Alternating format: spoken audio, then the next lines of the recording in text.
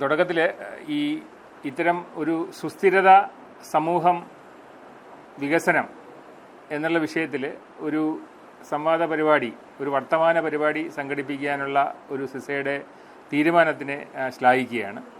രണ്ട് കാരണങ്ങൾ കൊണ്ടാണ്. ഒന്ന്, പൊതുവായ പ്രഭാഷണങ്ങളൊക്കെ തന്നെ ഒരു സമൂഹം അഭിമുഖീകരിക്കുന്ന പ്രശ്നങ്ങളെ കൈകാര്യം ചെയ്യാറില്ല എന്നുള്ളത്. ഈ സസ്റ്റൈനബിലിറ്റി സയൻസ് എന്ന് പറയുന്നത് ഇന്ന് ലോകമെമ്പാടും ഒരു പ്രത്യേക പ്രാധാന്യം കൊടുത്ത് എല്ലാവരും ചിന്തിക്കുന്ന, പ്രവർത്തിക്കാൻ ശ്രമിക്കുന്ന ഒരു മേഖലയാണ്. ഈ സസ്റ്റൈനബിലിറ്റി സയൻസും സാധാരണ സയൻസും തമ്മിലുള്ള പ്രധാനപ്പെട്ട ഒരു വ്യത്യാസം, സയൻസിനകത്ത് നമ്മൾ ചില ആശയങ്ങൾ അവതരിപ്പിക്കുന്നു. സസ്റ്റൈനബിലിറ്റി സയൻസിനകത്ത് ആശയത്തിനുള്ള ഒരു ആശയം എങ്ങനെ പ്രായോഗിക തലത്തിൽ നടപ്പിലാക്കാം എന്നുള്ളതിനെ പറ്റി ചിന്തിക്കുന്നു. അപ്പോൾ അതിനുള്ള പരിഹാര മാർഗങ്ങൾ മുന്നോട്ട് വെക്കുന്നു. ഇതാണ് പ്രധാനപ്പെട്ട ഒരു വ്യത്യാസം എന്ന് പറയുന്നത്. ഈ ഒരു പ്രഭാഷണ പരിപാടിയിൽ ആദ്യത്തെ ഒരു വിഷയമായിട്ട് തിരഞ്ഞെടുത്തിരിക്കുന്നത് ജല ആവാസ വ്യവസ്ഥകൾ, ജലവിഭവങ്ങൾ, അതിൻ്റെ സുസ്ഥിരതയുമായിട്ട് ബന്ധപ്പെട്ട കാര്യങ്ങളാണ്. ഇതിനെ എങ്ങനെ വികസനവും സമൂഹവുമായിട്ട് ബന്ധപ്പെടുത്താം എന്നുള്ള ചില ചിന്തകളാണ് പ്രധാനമായിട്ട് ഇന്ന് മുന്നോട്ട് വെക്കുന്നത്. അപ്പോൾ എന്തുകൊണ്ട് സമുദ്രങ്ങൾ തിരഞ്ഞെടുത്തു എന്ന് ചോദിച്ചാൽ അതിൻ്റെ പ്രധാനപ്പെട്ട കാരണം ജീവൻ വിഭവങ്ങളുടെ തുടക്കം സമുദ്രങ്ങളിൽ നിന്നായിരുന്നു എന്നതുകൊണ്ട് മാത്രമാണ്. അപ്പോൾ നമുക്ക് തുടങ്ങുന്നതിന് മുമ്പ് ഞാനിന്ന് സംസാരിക്കുന്ന പ്രധാനപ്പെട്ട വിഷയങ്ങൾ, ഒന്ന്, എങ്ങനെയാണ് നമ്മുടെ ഇന്ത്യയുടെ സംസ്കാരവുമായിട്ട് കടൽ ഇഴചേർന്നിരിക്കുന്നത് എന്നുള്ളതാണ് ഒന്നാമത്തെ കാര്യം. രണ്ടാമത്തേത്, കടൽ നൽകുന്ന പാരിസ്ഥിതിക സേവനങ്ങൾ എന്തൊക്കെയാണ്. മൂന്നാമത്, എന്തൊക്കെയാണ് കടലിൻ്റെ വിഭവങ്ങളുടെ സുസ്ഥിരതയെ ബാധിക്കുന്ന പ്രശ്നങ്ങൾ എന്തൊക്കെയാണ്. സർക്കാരുകൾ ലോകമെമ്പാടും കടലിനെ അടിസ്ഥാനമാക്കിയിട്ട് ഒരു സമ്പദ് വ്യവസ്ഥ കെട്ടിപ്പടുക്കുന്ന ഒരു ബ്ലൂ എക്കോണമി എന്ന് പറയുന്ന ഒരു പുതിയ സംവിധാനത്തിലേക്ക് കടന്നിരിക്കുകയാണ്. അപ്പോൾ ബ്ലൂ എക്കോണമിയിൽ നിൽക്കുമ്പോഴേക്ക് സ്വാഭാവികമായിട്ടും അവിടെ ഈ കടലിൻ്റെ വിഭവങ്ങളെല്ലാം തന്നെ ഒരു ഉപഭോഗ വസ്തു മാത്രമായിട്ട് മാറുന്ന രീതിയിലേക്ക് കാര്യങ്ങൾ മാറുകയാണ്. അപ്പോൾ അങ്ങനെ നോക്കുമ്പോൾ എങ്ങനെയാണ് ബ്ലൂ എക്കോണമിയെ സുസ്ഥിരമാക്കാമെന്നുള്ളൊരു ചില വിഷയങ്ങൾ സംസാരിക്കും. അത് കഴിഞ്ഞിട്ട് എങ്ങനെയാണ് നമ്മൾ ബ്ലൂ എക്കോണമിയെ സുസ്ഥിരമായി മുന്നോട്ട് കൊണ്ടുപോകേണ്ടത്, എങ്ങനെയാണ് നമ്മൾ സുസ്ഥിര വികസന ലക്ഷ്യങ്ങളുമായിട്ട് ഇതിനെ കൂട്ടിച്ചേർക്കേണ്ടത്, ഇങ്ങനെയുള്ള കാര്യങ്ങളാണ് പ്രധാനമായിട്ട് ചർച്ച ചെയ്യുന്നത്. ഇങ്ങനെ 2-3 ഭാഗങ്ങളാണ്. ആദ്യത്തെ ഒരു ഭാഗത്തിൽ ഞാൻ നമ്മുടെ ഇന്ത്യയിലെ ജനങ്ങൾ, ഈ വിഭവങ്ങൾ എങ്ങനെയാണ് നമ്മുടെ സംസ്കാരവുമായിട്ട് ബന്ധപ്പെട്ടിരിക്കുന്നത് എന്നുള്ള കാര്യങ്ങൾ പറയാം. അത് കഴിഞ്ഞിട്ട് എങ്ങനെയാണ് സുസ്ഥിരതയും ഈ കടലിൻ്റെ വിഭവങ്ങളുടെ ഉപയോഗവും സുസ്ഥിരതയും എങ്ങനെയൊക്കെ പ്രശ്നങ്ങളായിരിക്കുന്നു എന്നുള്ളത് പറയും. മൂന്നാമത്, എങ്ങനെയാണ് നമുക്ക് സുസ്ഥിരതയെപ്പറ്റി ചിന്തിക്കുമ്പോൾ എങ്ങനെയാണ് നമുക്ക് പരിഹാര മാർഗങ്ങൾ നമുക്ക് സജസ്റ്റ് ചെയ്യാൻ പറ്റുക, അല്ലെങ്കിൽ മുന്നോട്ട് വെക്കാൻ കഴിയുക എന്നുള്ള കാര്യങ്ങളാണ് പ്രധാനമായിട്ട് സംസാരിക്കുന്നത്. അപ്പോൾ നമുക്ക് അറിയാം, നമുക്ക് ഈ കേരളത്തിൽ, ഇന്ത്യയിൽ ഈ കടൽ എന്ന് പറയുമ്പോൾ സ്വാഭാവികമായിട്ട് ഇന്ന് പൊതുസമൂഹത്തിൽ അധികം ചർച്ച ചെയ്തില്ലെങ്കിലും നമ്മുടെ സംസ്കാരമായിട്ടൊക്കെ ഒരുപാട് ഇഴചേർന്ന് നിൽക്കുന്ന ഒന്നാണ് കടൽ. കാരണം നമ്മുടെ അവതാരങ്ങളെല്ലാം തന്നെ തുടങ്ങുന്നത് കടലിൽ നിന്നാണ്. അത് മത്സ്യവും കൂർമ്മവും തുടങ്ങിയിട്ടുള്ള അവതാരങ്ങൾ മുഴുവൻ കടലുമായിട്ട് ബന്ധപ്പെട്ടിരിക്കുന്നതാണ് എന്ന് നമുക്ക് കാണാൻ കഴിയും. അതുമാത്രമല്ല, കേരളത്തിൻ്റെ പ്രത്യേക ഒരു ചരിത്രം പരിശോധിച്ച് നോക്കിക്കഴിഞ്ഞാൽ ഐതിഹ്യം എന്ന് പറയുന്നത് ഈ ഭൂമി മുഴുവൻ, ഈ കരഭൂമി മുഴുവൻ പരശുരാമൻ മഴുവെറിഞ്ഞ് സൃഷ്ടിച്ചതാണെന്നുള്ളതാണ്. അതിന് ശാസ്ത്രീയമായ അടിത്തറ നമുക്കിന്നുണ്ട്. അത് മഴുവെറിഞ്ഞതുകൊണ്ടെന്നല്ല, കടലിൽ നിന്ന് ഉയർന്നു വന്നതാണ് കേരളത്തിൻ്റെ കരഭൂമി മൊത്തവും എന്നുള്ളൊരു വിശ്വാസം നമുക്കുണ്ട്. അപ്പോൾ അങ്ങനെ അത് മാത്രമല്ല, ഇന്ത്യയിലെ ജനങ്ങൾ മുഴുവൻ ഇന്ത്യയിൽ ഒരു കാലത്ത് വളരെ കൃത്യമായിട്ട് ഇന്ത്യയിലെ സംസ്കാരവുമായിട്ട് നമ്മുടെ ഈ കടലിൻ്റെ വിഭവങ്ങളെല്ലാം വളരെയധികം ബന്ധപ്പെട്ടിരുന്നു എന്നുള്ളത് നമ്മുടെ സിന്ധു നദീതട സംസ്കാരത്തിൽ നിന്ന് കുഴിച്ചെടുത്തിട്ടുള്ള പല ചിഹ്നങ്ങളും നമുക്ക് കാണുന്നത്, പലതും കടലുമായിട്ട് ബന്ധപ്പെട്ട പല മത്സ്യങ്ങളെയും മറ്റ് ജീവികളെയും നമുക്ക് അതിനകത്ത് കാണാൻ കഴിയും. ഏതാണ്ട് 2500 ക്രിസ്തുവിന് 2500 വർഷങ്ങൾക്ക് മുമ്പ് തന്നെ കടൽ യാത്ര ഇന്ത്യക്കാർ നടത്തിയിരുന്നു. അന്ന് കാറ്റിൻ്റെ ഗതി, പ്രത്യേകിച്ചും മഴക്കാലത്തിന് ശേഷമുള്ള, മൺസൂൺ കാലത്തിന് ശേഷമുള്ള കാറ്റിൻ്റെ ഗതി അനുസരിച്ചാണ് നമ്മൾ കടലിൽ യാത്ര ചെയ്തിരുന്നു എന്നുള്ളതിന് കൃത്യമായിട്ടുള്ള ശാസ്ത്രീയമായ രേഖപ്പെടുത്തലുകൾ ഇന്നുണ്ട്. അതുമാത്രമല്ല, നമുക്ക് ഈ തെക്കേ ഇന്ത്യയിൽ, ദക്ഷിണ ഭാരതത്തിൽ നോക്കുകയാണെന്നുണ്ടെങ്കിൽ നമ്മുടെ സംഘം ലിറ്ററേച്ചറിനകത്ത് കൃത്യമായിട്ട് എങ്ങനെയാണ് നമ്മളെ വിഭവങ്ങൾ, ജനങ്ങളുടെ ജീവിത രീതി, ഇതിനെപ്പറ്റിയുള്ള കൃത്യമായിട്ടുള്ള അടയാളപ്പെടുത്തലുകളുണ്ട്. ഉദാഹരണമായിട്ട് നമ്മുടെ ഇവിടെ വാണിജ്യത്തിന് വന്ന അറബിക്കാർ, അറബി വംശജരെല്ലാം തന്നെ ഈ ഇന്ത്യയിലേക്ക് എത്തിയ വഴികൾ പറയുന്നുണ്ട്. അന്ന് ഇന്ത്യയിലേക്ക് എത്തിയ വഴികൾ പറയുന്നത് പ്രധാനമായിട്ടും വലിയ മത്സ്യക്കൂട്ടങ്ങളെ പിന്തുടർന്നാണ് അവർ കേരളത്തിലേക്ക് എത്തിച്ചേർന്നതെന്നാണ് പറയുന്നത്. അത് 2 കാര്യങ്ങൾ സൂചിപ്പിക്കുന്നുണ്ട്. പ്രത്യേകിച്ചും ഈ ചിത്രത്തിൽ കാണുന്നൊരു മത്സ്യമുണ്ട്. ഇത് നമുക്കെല്ലാവർക്കും അറിയാവുന്ന മത്തിയാണ്. അപ്പോൾ ഒരു കാലത്ത് അദ്ദേഹം 1320 ഇവിടെ ഉള്ള ചരിത്രരേഖകൾ പറയുന്നത്, ഞാൻ കേരളത്തിലേക്ക് എത്തിയത് ഫ്രയാർ ഒറോറിക് എന്ന് പറയുന്ന ഒരു യാത്രികരാണ് ഇത് രേഖപ്പെടുത്തിയിരിക്കുന്നത്. അദ്ദേഹം പറയുന്നത്, ഞാൻ കേരളത്തിലേക്ക് എത്തിയത് മത്സ്യങ്ങളെ പിന്തുടർന്ന് മാത്രമാണ്. അന്ന് എനിക്ക് കേരള തീരത്ത് തിരമാല കാണാൻ കഴിഞ്ഞിരുന്നില്ല, മത്സ്യങ്ങൾ മാത്രമായിരുന്നു. ഇത്രയും സമൃദ്ധമായിരുന്നു 12ാം നൂറ്റാണ്ടിൽ കേരളത്തിന്റെ തീരസമുദ്രം എന്നുള്ളതാണ്. കാരണം ഇതൊരു അപ്വെല്ലിംഗ് സോണാണ്. കടലിൽ നിന്ന് വരുന്ന ജലപ്രവാഹങ്ങളെല്ലാം തന്നെ ഉയർന്നു പൊങ്ങുന്നത് കേരള തീരത്താണ്. അപ്പോൾ അതുകൊണ്ട് തന്നെ കേരള തീരത്ത് ഉയർന്നു പൊങ്ങുന്നത് കൊണ്ട് തന്നെ കേരള തീരത്ത് വളരെ സമൃദ്ധമായിട്ട് നമുക്ക് ഈ മത്സ്യലഭ്യത ഉണ്ടായിരുന്നു എന്നുള്ളത് കാണാൻ കഴിയും. ലോകത്ത് എവിടെയുമില്ലാത്ത ചാകര എന്ന് പറയുന്ന ഒരു പ്രതിഭാസം കേരളത്തിൽ മാത്രമാണ് കാണുന്നത്. അത് പ്രധാനമായിട്ട് വരുന്നത് ഈ പുഴകൾ ഉൾപ്പെടെ ഒഴുക്കിക്കൊണ്ടുവരുന്ന ജൈവ വസ്തുക്കൾ, മണൽ, കളിമണ്ണ് ഉൾപ്പെടെ വെള്ളത്തിൽ തങ്ങി നിന്നിട്ട് വെള്ളത്തിന്റെ തിരമാലയുടെ ഊർജ്ജം കുറയ്ക്കുകയാണ്. അപ്പോൾ കര വളരെ ശാന്തമാകും.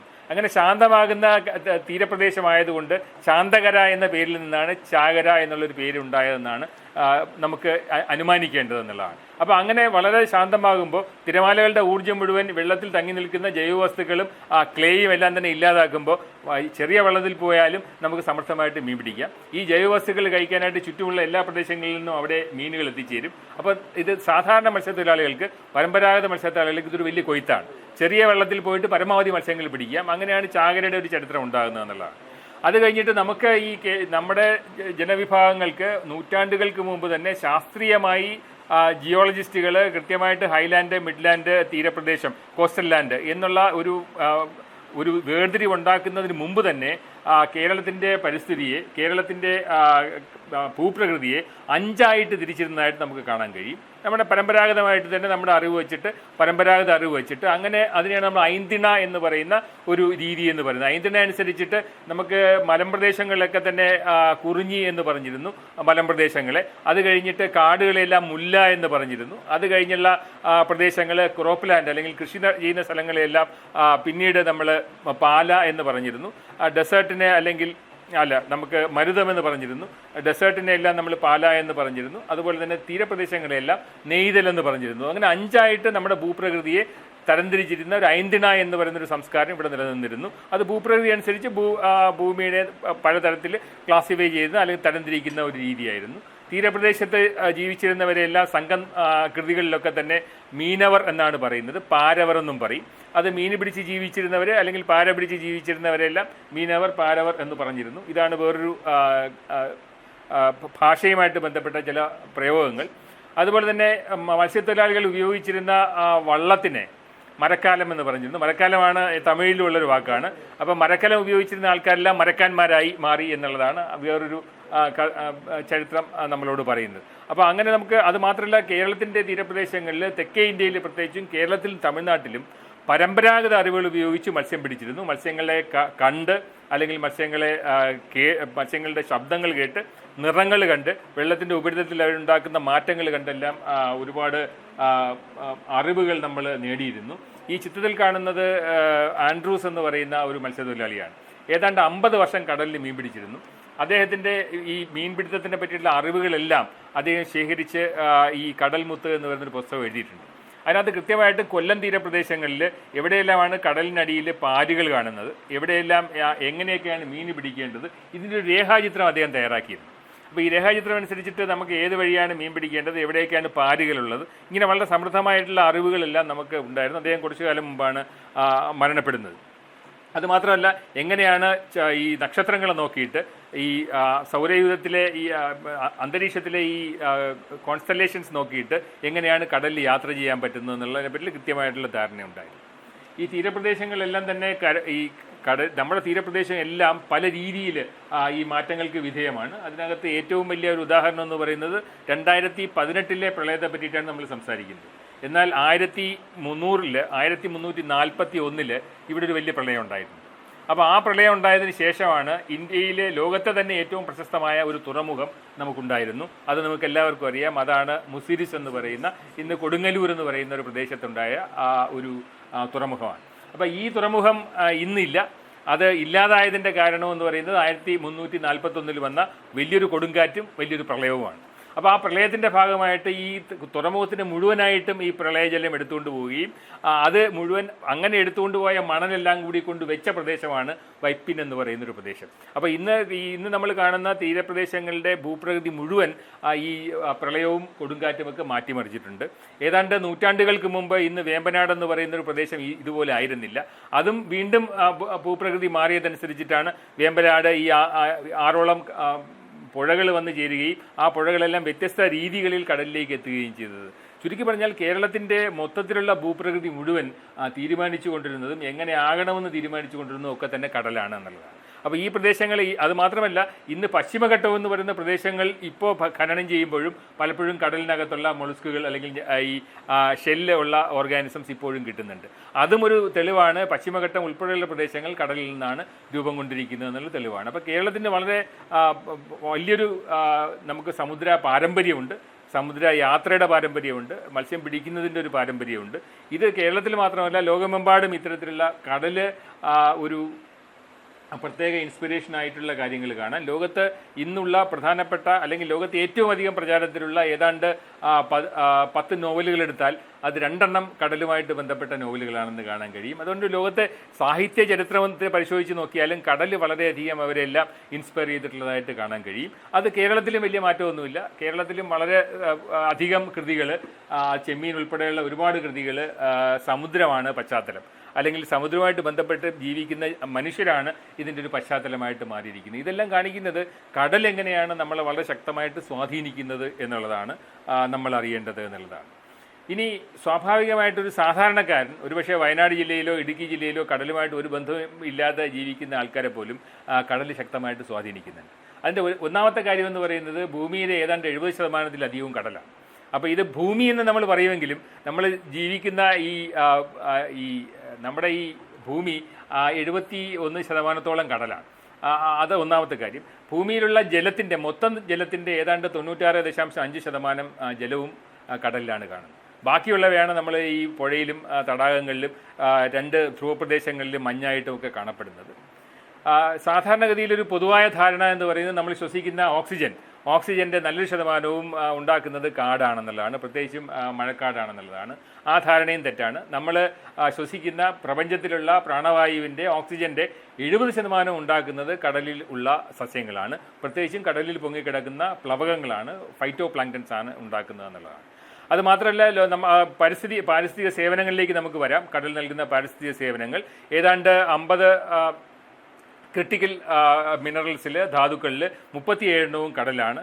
കരയിൽ നിന്നെല്ലാം നമ്മൾ ധാതുക്കളെല്ലാം കുഴിച്ചെടുത്ത് തീരാറായി. അപ്പോൾ ഭാവിയിലേക്ക് ഒരുപാട് പ്രതീക്ഷയോടുകൂടി നമ്മൾ കടലിനെയാണ് നോക്കുന്നത്. അത് മാത്രമല്ല, ഈ ഒരുപാട് പാരിസ്ഥിതിക സേവനങ്ങൾ നൽകുന്നുണ്ട്, പ്രത്യേകിച്ചും ആഹാരം, ഊർജം, കാലാവസ്ഥ നിയന്ത്രണമൊക്കെ തന്നെ. ഭൂമിയിലുണ്ടാകുന്ന കാർബൺ ഡൈ ഓക്സൈഡിൻ്റെ നല്ലൊരു ശതമാനവും ഏതാണ്ട് 50% ആഗിരണം ചെയ്യുന്നത് കടലാണ്. അങ്ങനെ കടൽ കാലാവസ്ഥയെ സ്വാധീനിക്കുന്നുണ്ട്. ഭൂമിയിലുണ്ടാകുന്ന ചൂട്, താപോർജം, ആ ഹീറ്റ് എനർജി, അത് ഏറ്റവും അധികം ട്രാപ്പ് ചെയ്യുന്നത് അല്ലെങ്കിൽ ആഗിരണം ചെയ്യുന്നതും കടലാണ്. അതല്ലായിരുന്നെങ്കിൽ ഭൂമി ഇതിൻ്റെ 10 ഇരട്ടി ചൂടുള്ള ഒരു ഗ്രഹമായിട്ട് മാറിയേനെ എന്നുള്ളതാണ്. അപ്പോൾ ഇതെല്ലാം കടൽ നൽകുന്ന സേവനങ്ങളാണ്. അപ്പോൾ ആ സേവനങ്ങൾ നമുക്ക് പല രീതിയിൽ തിരിക്കാം. ഒന്ന് പ്രൊവിഷൻസ് ആണ്. പലപ്പോഴും നമ്മൾ കാണുന്നത് എന്ത് പ്രൊവിഷൻസ് നമുക്ക് കടലിൽ നിന്ന് കിട്ടുന്നു, എന്തെല്ലാം വിഭവങ്ങൾ നേരിട്ട് കിട്ടുന്നു എന്നുള്ളതാണ്. നേരിട്ട് കിട്ടുന്നത് എനർജി ഉണ്ടാവും, അതുപോലെ തന്നെ നമുക്ക് ട്രാൻസ്പോർട്ടേഷന് വേണ്ടി ഉപയോഗിക്കാറുണ്ട്. നാഷണൽ ഡിഫൻസിന് വേണ്ടിയിട്ട് കടലിനെ ശക്തമായിട്ട് എല്ലാവരും ഉപയോഗിക്കാറുണ്ട്. കടലിലെ ഒരുപാട് കാര്യങ്ങൾ റെഗുലേറ്റ് ചെയ്യുന്നുണ്ട്, പ്രത്യേകിച്ചും കാലാവസ്ഥയെ റെഗുലേറ്റ് ചെയ്യുന്നുണ്ട്. തീരപ്രദേശങ്ങളിൽ മണ്ണെടുത്ത് പോകുന്നതിനെ തടഞ്ഞു നിർത്തുന്നത് കണ്ടൽക്കാടുകളാണ്. അതുപോലെ തന്നെ പലതരത്തിലുള്ള ഫ്ലഡ് അല്ലെങ്കിൽ വെള്ളപ്പൊക്കം ഉണ്ടാകാതെ തടഞ്ഞു നിർത്തുന്നത് കടലിൻ്റെ ജൈവവൈവിധ്യമാണ്. ഒരുപാട് സാംസ്കാരിക സേവനങ്ങൾ നൽകുന്നുണ്ട് കടൽ. അത് പ്രധാനമായിട്ടും ഒരു വിദ്യാഭ്യാസത്തിന്, ഗവേഷണത്തിന്, വിനോദത്തിന്, അതുപോലെ തന്നെ ഒരുപാട് സ്പിരിച്വൽ ആയിട്ടും ഒരു നാച്ചുറൽ ഹെറിറ്റേജ് ആയിട്ടുമൊക്കെ കടലിൽ നമുക്ക് കാണാൻ കഴിയും. ഒരുപാട് സപ്പോർട്ടിംഗ് സർവീസസ് നൽകുന്നുണ്ട്. പ്രധാനമായിട്ടും ജൈവവൈവിധ്യത്തിനെ സൂക്ഷിച്ചു വെക്കുന്നതും ലോകത്ത് ഏറ്റവും അധികം മൂലകങ്ങൾ, പ്രത്യേകിച്ചും കാർബൺ, നൈട്രജൻ, ഫോസ്ഫറസ്, ഇതിനെല്ലാം സൈക്കിൾ ചെയ്യുന്നതും ഒക്കെ തന്നെ കടലാണ്. ഞാൻ പിന്നെ പറഞ്ഞു ഓക്സിജന്റെ പ്രധാനപ്പെട്ട സ്രോതസ്സാണ്. അങ്ങനെ നോക്കിക്കഴിഞ്ഞാൽ കടൽ നൽകുന്ന പാരിസ്ഥിതിക പാരിസ്ഥിതിക സേവനങ്ങൾ നിരവധിയാണ്. ഓരോ തലങ്ങളിലും നിരവധി പാരിസ്ഥിതിക സേവനങ്ങൾ നൽകുന്നുണ്ട്. ലോകത്തിൻ്റെ ജനസംഖ്യയുടെ ഏതാണ്ട് 40% തീരപ്രദേശങ്ങളിൽ നിന്നും 60 കിലോമീറ്റർ ഉള്ളിൽ ജീവിക്കുന്ന ആൾക്കാരാണ്. അതിൻ്റെ അർത്ഥം ലോകത്തെ നല്ലൊരു ശതമാനം ജനങ്ങൾ, 40% ജനങ്ങൾ അത് കടലിനെ നേരിട്ടോ അല്ലാതെ ബന്ധപ്പെട്ട് കാണുന്നവരാണ്. കടലിൽ നിന്നും വളരെ ദൂരെ ജീവിക്കുന്നവരായാലും അവർക്ക് വേണ്ടുന്ന വെള്ളം, ഉദാഹരണം തീരപ്രദേശങ്ങളിൽ കേരളത്തിൽ മഴ പെയ്യുന്നത് മുഴുവൻ കടലിൻ്റെ സൃഷ്ടിയാണ്. ഈ മഴ പെയ്യുന്നത് മുഴുവൻ ഈ നീരാവി ഉയർന്നു പൊങ്ങിയിട്ട് പശ്ചിമഘട്ടം തടഞ്ഞു നിർത്തി മഴ പെയ്യിക്കുന്നതാണ്. അപ്പോൾ ഈ മഴയുടെ എല്ലാം തുടക്കം കടലിൽ നിന്നാണെന്ന് നമുക്ക് കാണാൻ കഴിയും. അങ്ങനെ നമുക്ക് ഈ ഹൈഡ്രോളജിക്കൽ സൈക്കിൾ ലോകത്തെ മുഴുവൻ നിയന്ത്രിക്കുന്നതും കടലാണെന്ന് നമുക്ക് കാണാൻ കഴിയും. ഈ സേവനങ്ങളൊന്നും നമ്മൾ കൃത്യമായിട്ട് അറിയാത്തത് ഇത്തരത്തിലുള്ള പാരിസ്ഥിതിക സേവനങ്ങളെ കൃത്യമായിട്ട് വിലയിരുത്താത്തത് കൊണ്ടാണ്. ഇത് കടലിൻ്റെ ഒരു ത്രിമാന ചിത്രമാണ്. അപ്പോൾ നമുക്ക് ഓരോ പ്രദേശങ്ങളിലും നമ്മൾ പലപ്പോഴും കടലിനെ കാണുന്നത് കരയിൽ നിന്നാണ്. അതല്ലാതെ ഏതാണ്ട് നല്ല ലോകത്തെ ഏറ്റവും വലിയ പർവ്വതം മുഴുവൻ കാണുന്നത് എവറസ്റ്റ് അല്ല. ലോകത്തെ ഏറ്റവും വലിയ പർവ്വതം മൗനാക്കിയാണ്. മൗനാക്കി എന്ന് പറയുന്നത് എവറസ്റ്റിനേക്കാളും ഉയരമുള്ള പർവ്വതമാണ്. കടലിൻ്റെ അടിത്തട്ടിൽ നിന്നും മുകളിലേക്ക് നോക്കിയാൽ ഏറ്റവും വലിയ പർവ്വത ശൃംഖല കാണുന്നത് ഗ്രേറ്റ് അറ്റ്ലാന്റിക് ബ്രിഡ്ജാണ്. അതിന് ഏതാണ്ട് 56,000 കിലോമീറ്റർ നീളമുണ്ട്. ഇത് കടലിനടിയിലാണ്. അപ്പോൾ ലോകത്തെ ഏറ്റവും വലിയ ജൈവ ഘടന എന്ന് പറയുന്നത് 2400 സ്ക്വയർ കിലോമീറ്റർ വരുന്ന ഗ്രേറ്റ് ബാരിയർ റീഫാണ്. അപ്പോൾ ഇതെല്ലാം കടലുമായിട്ട് ബന്ധപ്പെട്ട നമ്മൾ ചിന്തിക്കേണ്ടുന്ന വിഷയങ്ങളാണ്. പല രീതിയിൽ നമുക്ക് അധികമൊന്നും സംസാരിച്ചിട്ടില്ലാത്ത അല്ലെങ്കിൽ അധികമൊന്നും വലിയ അളവിൽ പഠന വിധേയമാകാത്തത് ആഴക്കടലിൽ എങ്ങനെയാണ്, അതിൻ്റെ പാരിസ്ഥിതിക സേവനങ്ങളാണ്. അതിലേക്ക് നമുക്ക് വരാം. പ്രത്യേകിച്ചും ഇന്ന് ഈ ആഴക്കടലിലെ വിഭവങ്ങൾ നമുക്ക് നൽകുന്ന പാരിസ്ഥിതിക സേവനങ്ങൾ വളരെ അധികമാണ്. പ്രത്യേകിച്ചും ഭാവിയിൽ നമ്മൾ കടലിലേക്ക് നോക്കുമ്പോഴത്തേക്കും ഏറ്റവും അധികം മരുന്നുകൾ, മനുഷ്യൻ്റെ ആവശ്യത്തിനുള്ള പലധികം മരുന്നുകളും വരുന്നത് ആഴക്കടലിൽ നിന്നാണെന്ന് നമുക്ക് കാണാൻ കഴിയും. ഇത് ആണ് പ്രധാനപ്പെട്ട കടൽ നൽകുന്ന പാരിസ്ഥിതിക സേവനങ്ങളിലേക്ക് ഒരു എത്തിനോട്ടമാണ് നടത്തിയത്. ഇനി ഇതിൻ്റെ ഈ കടലിൻ്റെ വിഭവങ്ങൾ നേരിടുന്ന പ്രത്യേകിച്ച് സുസ്ഥിരതയ്ക്കുള്ള പ്രധാനപ്പെട്ട ഭീഷണികൾ എന്തൊക്കെയാണെന്ന് നോക്കാം. അങ്ങനെ നോക്കിക്കഴിഞ്ഞാൽ നമുക്ക് ഓരോ കാലഘട്ടത്തിലും നമുക്ക് ഓരോ തരത്തിലുള്ള ഭീഷണിയായിരുന്നു. നമുക്ക് ഏതാണ്ട് 1800 മുതലുള്ള ചരിത്രം എടുത്ത് നോക്കാം. കടലിൻ്റെ ആദ്യത്തെ നമുക്ക് പൊതുവായ ഉണ്ടായിരുന്ന മാനവരാശിയുടെ ധാരണ കടൽ എല്ലാത്തിനെയും ശുദ്ധീകരിക്കുന്ന ഒരു ആവാസ വ്യവസ്ഥയാണ് എന്നുള്ളതാണ്. അതുകൊണ്ടാണ് ലോകമെമ്പാടും എല്ലാ ഫാക്ടറികളും ഇൻഡസ്ട്രീസും എല്ലാം വന്നിരിക്കുന്നത് ഈ കടലിനോട് ചേർന്ന പ്രദേശങ്ങളിലാണ്. എല്ലാ മലിനജലവും കടലിലേക്ക് എത്തിയിരുന്നു. അതെല്ലാം സ്വയം ശുദ്ധീകരിക്കാനുള്ളൊരു കഴിവ് കടലിനുണ്ട് എന്നുള്ള ധാരണ 1800-കളിലെല്ലാം മനുഷ്യനുണ്ടായിരുന്നു. അതുകൊണ്ട് തന്നെ കടലിനെ ആരും ഒരു പ്രത്യേക പ്രാധാന്യത്തോടുകൂടി കണ്ടിരുന്നില്ല എന്നുള്ളതാണ്. കാലം മാറിയപ്പോൾ പ്രത്യേകിച്ചും ഏറ്റവും വലിയ മത്സ്യങ്ങളെയും വലിയ ജീവികളെയെല്ലാം നമ്മൾ പിടിച്ചു മാറ്റാൻ തുടങ്ങിയപ്പോൾ, പ്രത്യേകിച്ചും ഓവർ എക്സ്പ്ലോയിറ്റേഷൻ്റെ ഭാഗമായി അമിതമായിട്ട് ഉപയോഗിച്ചതിൻ്റെ ഭാഗമായിട്ട് പ്രത്യേകിച്ചും തിമിംഗലങ്ങളും വലിയ മത്സ്യങ്ങളും എല്ലാം ഇല്ലാതാകാൻ തുടങ്ങി. അപ്പോൾ അതുകൊണ്ട് തന്നെ നമുക്ക് ഒരു കാലഘട്ടത്തിലുള്ള പ്രശ്നങ്ങൾ നോക്കിക്കഴിഞ്ഞാൽ ഏതാണ്ട് 1900 വരെയുള്ള പ്രശ്നം ഹണ്ടിങ് മാത്രമായിരുന്നു, അല്ലെങ്കിൽ എക്സ്പ്ലോയിറ്റേഷൻ മാത്രമായിരുന്നു. കടലിൽ നമ്മൾ പ്രധാനമായിട്ടും വിഭവങ്ങളെ എക്സ്പ്ലോയിറ്റ് ചെയ്യാനുള്ള ഒരു മാധ്യമം മാത്രമായിട്ട് കണ്ടിരുന്നു. അത് കഴിഞ്ഞപ്പോൾ ഏതാണ്ട് പ്രശ്നങ്ങൾ വേറൊരു രീതിയിലേക്ക് മാറുന്നുണ്ട്. 1950-കൾക്ക് ശേഷം ഉണ്ടായ പ്രശ്നം പ്രത്യേകിച്ചും ഹെവി ഫിഷിങ്ങുമായിട്ട് ബന്ധപ്പെട്ട പ്രശ്നങ്ങളാണ്. അത് കഴിഞ്ഞ് വൽക്കരണത്തിന് ശേഷം ലോകമെമ്പാടുമുള്ള ഫാക്ടറികളെല്ലാം ഒരുപാട് മാലിന്യങ്ങൾ കടലിലേക്ക് വന്നപ്പോൾ ഇത് മലിനീകരണമായി കടൽ അഭിമുഖീകരിക്കുന്ന വേറൊരു രണ്ടാമത്തെ പ്രശ്നം. ഇപ്പോൾ ഉള്ള പ്രശ്നം അതൊന്നുമല്ല. ഇപ്പോഴത്തെ പ്രശ്നം എന്ന് പറഞ്ഞാൽ കരയിലെ ഏറ്റവും അധികം കൃഷിക്ക് ശേഷം ഏതാണ്ട് വീണ്ടും 50 വർഷങ്ങൾക്ക് മുമ്പ് വളരെ വ്യാപകമായിട്ട് കൃഷി ചെയ്യാൻ തുടങ്ങിയതിന് ശേഷം എല്ലാ കരയിൽ ഉപയോഗിക്കുന്ന എല്ലാ പോഷകങ്ങളും, നമുക്കറിയാം കൃഷിക്ക് നമുക്ക് ആവശ്യമുള്ള ഫെർട്ടിലൈസേഴ്സ് മാത്രമല്ല നമ്മൾ ഉപയോഗിക്കുന്നത്, ഒരുപാട് ആവശ്യത്തിലധികം ഉപയോഗിക്കാറുണ്ട്. ഇതെല്ലാം അവസാനം എത്തിച്ചേരുന്നത് കടലിലാണ്. അതുമാത്രമല്ല ലോകത്ത് എല്ലായിടത്തുമുള്ള സ്യൂവർ ലൈനുകളെല്ലാം അവസാനം എത്തിച്ചേരുന്നത് കടലിലാണ്. അതുവഴി മനുഷ്യൻ്റെ ഹോർമോണുകൾ ഉൾപ്പെടെയുള്ള ഒരുപാട് വസ്തുക്കൾ കടലിലേക്ക് എത്തിച്ചേരുന്നുണ്ടെന്നുള്ളതാണ്. അപ്പോൾ വീണ്ടും കഴിഞ്ഞ കുറച്ചു കാലങ്ങളിൽ, കഴിഞ്ഞ 3 ദശകങ്ങളിലായിട്ട് കടലിൻ്റെ പ്രധാനപ്പെട്ട പ്രശ്നം മലിനീകരണമായിട്ട് മാറിയിട്ടുണ്ട്. അത് കഴിഞ്ഞിട്ട് കഴിഞ്ഞ 20 വർഷങ്ങളിൽ വീണ്ടും പ്രശ്നങ്ങൾ മാറുകയാണ്. ഇപ്പോൾ ഏറ്റവും വലിയ പ്രശ്നമായിട്ട് മാറുന്നത് തീർച്ചയായിട്ടും ഈ കരയിൽ നിന്ന് എത്തിച്ചേരുന്ന പോഷകങ്ങളാണ്. അങ്ങനെ വരുമ്പോൾ ലോകമെമ്പാടും കടലിൻ്റെ ന്യൂട്രിയൻസിൻ്റെ അളവ്, പോഷകങ്ങളുടെ അളവ് കാര്യമായിട്ട് മാറുന്നു. അല്ലാതെ വലിയ പ്രശ്നം പ്ലാസ്റ്റിക് അല്ല കടൽ അഭിമുഖീകരിക്കുന്നത്, കരയിൽ നിന്ന് എത്തിച്ചേരുന്ന പോഷകങ്ങളാണ്. അപ്പോൾ തീരപ്രദേശങ്ങളിൽ പെട്ടെന്ന് പോഷകാംശം കൂടുകയാണ്. അങ്ങനെ വരുമ്പോഴത്തേക്കും പല സ്ഥലങ്ങളിലും ചൂടും കൂടുന്നു. കാലാവസ്ഥാ മാറ്റം വീണ്ടും വരുന്നു. കാലാവസ്ഥാ മാറ്റം വരുമ്പോഴത്തേക്ക് ചൂട് കൂടുകയാണ്. പല സ്ഥലങ്ങളിലും കടലിനെ ഓക്സിജനെ പിടിച്ചു വെക്കാനുള്ള കഴിവ് കുറയുകയാണ്. അപ്പോൾ പുതിയ ഓക്സിജൻ മിനിമം സോൺസ് പല സ്ഥലങ്ങളിലും ഉണ്ടാകുന്നുണ്ട്. അപ്പോൾ ഇങ്ങനെ ഓക്സിജൻ കുറഞ്ഞു വരികയും ചൂട് കൂടുകയും ചെയ്യുമ്പോൾ ആ സാഹചര്യം ഏറ്റവും നന്നായിട്ട് മുതലാക്കുന്നത് വിഷാംശമുള്ള ആൽഗകളാണ്. അപ്പോൾ വിഷാംശമുള്ള ആൽഗകൾ പെട്ടെന്ന് കടലിൽ വളരാൻ തുടങ്ങുന്നു. കാരണം അതിന് ഓക്സിജൻ കുറച്ച് മതി, അതേസമയം വെള്ളത്തിലെ ഓക്സിജൻ്റെ അളവ് പ്രശ്നമല്ല, പോഷകങ്ങൾ ധാരാളമായിട്ടുണ്ട്. അങ്ങനെ വിഷാംശമുള്ള ആൽഗകളുടെ സാന്നിധ്യം കടലിൽ കൂടുന്ന ഒരവസ്ഥയിലേക്ക് കാര്യങ്ങൾ മാറുകയാണ്. ഇതാണ് ഈ കടലിൻ്റെ വിഭവങ്ങൾ അഭിമുഖീകരിക്കുന്ന പ്രധാനപ്പെട്ട പ്രശ്നമായിട്ട് നമ്മൾ കണക്കാക്കേണ്ടത് എന്നുള്ളതാണ്. ഇത് മാത്രമല്ല പ്രശ്നങ്ങൾ, മത്സ്യബന്ധനവുമായിട്ട് ബന്ധപ്പെട്ട ഒരുപാട് പ്രശ്നങ്ങളുണ്ട്. അതിലേക്ക് ഞാൻ വരാം. മത്സ്യബന്ധനം അല്ലാത്ത ചില പ്രശ്നങ്ങളുണ്ട്. മലിനീകരണം, ഞാൻ നേരത്തെ പറഞ്ഞ യൂട്രോഫിക്കേഷൻ, അതിപോഷകത്വം എന്ന് പറയുന്ന പ്രശ്നം, മനുഷ്യരിൽ നിന്ന് എത്തിച്ചേരുന്ന ഹോർമോണുകൾ ഉണ്ടാക്കുന്ന പ്രശ്നം. ഇംഗ്ലണ്ടിൻ്റെ തീരപ്രദേശങ്ങളിൽ പലപ്പോഴും ഈ ചിപ്പികളിൽ സെക്സ് റിവേഴ്സൽ ഉണ്ടായിട്ടുണ്ട്. സെക്സ് റിവേഴ്സൽ ഉണ്ടായിരിക്കുന്നതിൻ്റെ പ്രധാനപ്പെട്ട കാരണം ലിംഗമാറ്റം ഉണ്ടായിരിക്കുന്ന പ്രധാനപ്പെട്ട ഹോർമോൺസാണ്. ഈ ഹോർമോൺ നമ്മുടെ സ്യൂവേജ് പ്ലാന്റുകളിൽ നിന്ന് കടലിലേക്ക് എത്തുന്ന ഹോർമോണുകളാണ് ഉണ്ടാക്കുന്ന പ്രശ്നം. മനുഷ്യരിൽ നിന്ന് തന്നെ ഒരുപാട് പാത്തജനിക് മൈക്രോ ഓർഗാനിസംസ് അതും കടലിലേക്ക് എത്തുന്നുണ്ട്. അങ്ങനെ ഉണ്ടാകുന്ന പ്രശ്നങ്ങളുണ്ട്.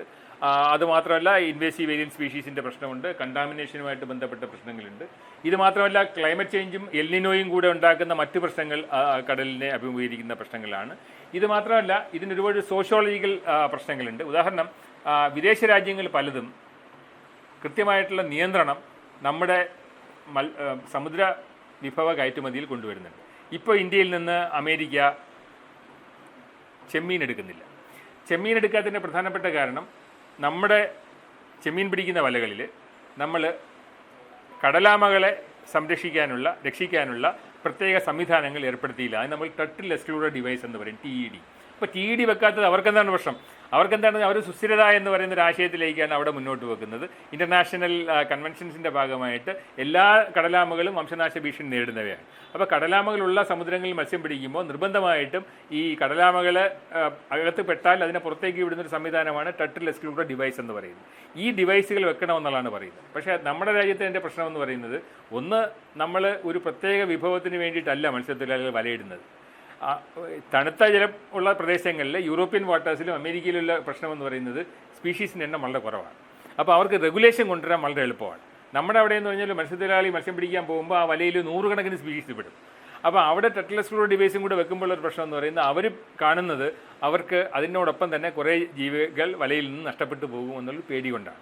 അപ്പോൾ അതുകൊണ്ട് ഇന്ത്യയിൽ അത് നടപ്പിലാക്കാനായിട്ട് കഴിഞ്ഞിട്ടില്ല എന്നുള്ളതാണ്. ഇത് ഇപ്പോൾ വരുന്ന ഒരു പ്രശ്നമാണ്. ഇത് മാത്രമല്ല, ചില സ്ഥലങ്ങളിൽ ചൂര മത്സ്യവുമായിട്ട് ബന്ധപ്പെട്ട ചില പ്രശ്നങ്ങളുണ്ട്. കാരണം ചൂര മത്സ്യത്തിനെ പിടിക്കാനായിട്ട് ഉപയോഗിക്കുന്ന ഗിൽനെറ്റുകളുണ്ട്. ഈ ഗിൽനെറ്റുകളിലാണ്, ഉടക്ക് വല എന്ന് മലയാളത്തിൽ പറയും, ഈ ഗിൽനെറ്റുകളിലാണ് ലോകത്ത് ഏറ്റവും അധികം ഡോൾഫിനുകൾ പെടുന്നത്. അത് ചൂരയെ പിടിക്കാനായിട്ട് വെക്കുന്ന വലകളാണ്. അതിനകത്താണ് ലോകത്ത് ഏറ്റവും അധികം ഡോൾഫിനുകൾ പെടുന്നത്. അപ്പോൾ ഡോൾഫിനുകൾ പെടുന്നത് കൊണ്ട് തന്നെ ചൂര മത്സ്യത്തിൻ്റെ കയറ്റുമതിക്ക് നിയന്ത്രണം അടുത്ത കാലത്ത് വരും. ഒരിക്കൽ നിയന്ത്രണം കൊണ്ടുവരാൻ ശ്രമിച്ചിരുന്നു, പക്ഷേ ഇന്ത്യയിൽ നിന്നുള്ള സമ്മർദ്ദം കാരണം ഇത് നടന്നില്ല എന്നുള്ളതാണ്. അപ്പോൾ അന്താരാഷ്ട്ര തലത്തിൽ ഒരുപാട് ഇന്ത്യയിൽ നിന്നുള്ള സമുദ്ര ഉൽപ്പന്ന കയറ്റുമതിയെ ബാധിക്കുന്നതായിട്ടുള്ള ഒരുപാട് പ്രശ്നങ്ങൾ നമ്മൾ ഉപയോഗിക്കുന്ന മത്സ്യബന്ധന രീതികളിലുണ്ട് എന്നുള്ളതാണ്. അപ്പോൾ ആ ഒരു മാറ്റവും നമ്മൾ കാണേണ്ടി വരും എന്നുള്ളതാണ്. ഇതൊരു ചെറിയ പ്രശ്നമല്ല. അന്താരാഷ്ട്ര പ്രസിദ്ധീകരണങ്ങളായ നേച്ചർ, സയൻസ് എന്നുള്ള വളരെ പ്രധാനപ്പെട്ട മാസികകളിൽ പോലും ഈ അമിത മത്സ്യബന്ധനം ഒരു വലിയ പ്രശ്നമായിട്ട് മാറിയിട്ടുണ്ട്. ഈ അമിത മത്സ്യബന്ധനം ഉണ്ടാക്കുന്ന പ്രശ്നങ്ങൾ വളരെ ഭീകരമാണ് ലോകത്ത്. അതിൻ്റെ ഒരു പ്രധാനപ്പെട്ട ഒരു ഗ്രാഫിക്കൽ റെപ്രസെൻറ്റേഷനാണ് ഇവിടെ കാണുന്നത്. നമുക്ക് ഓരോ മത്സ്യത്തിനെയും പരമാവധി പിടിക്കാൻ കഴിയുന്ന ഒരു അളവുണ്ട്. കാരണം അതിനാണ് നമ്മൾ മാക്സിമം സസ്റ്റൈനബിൾ ഈൽഡ് എന്ന് പറയും.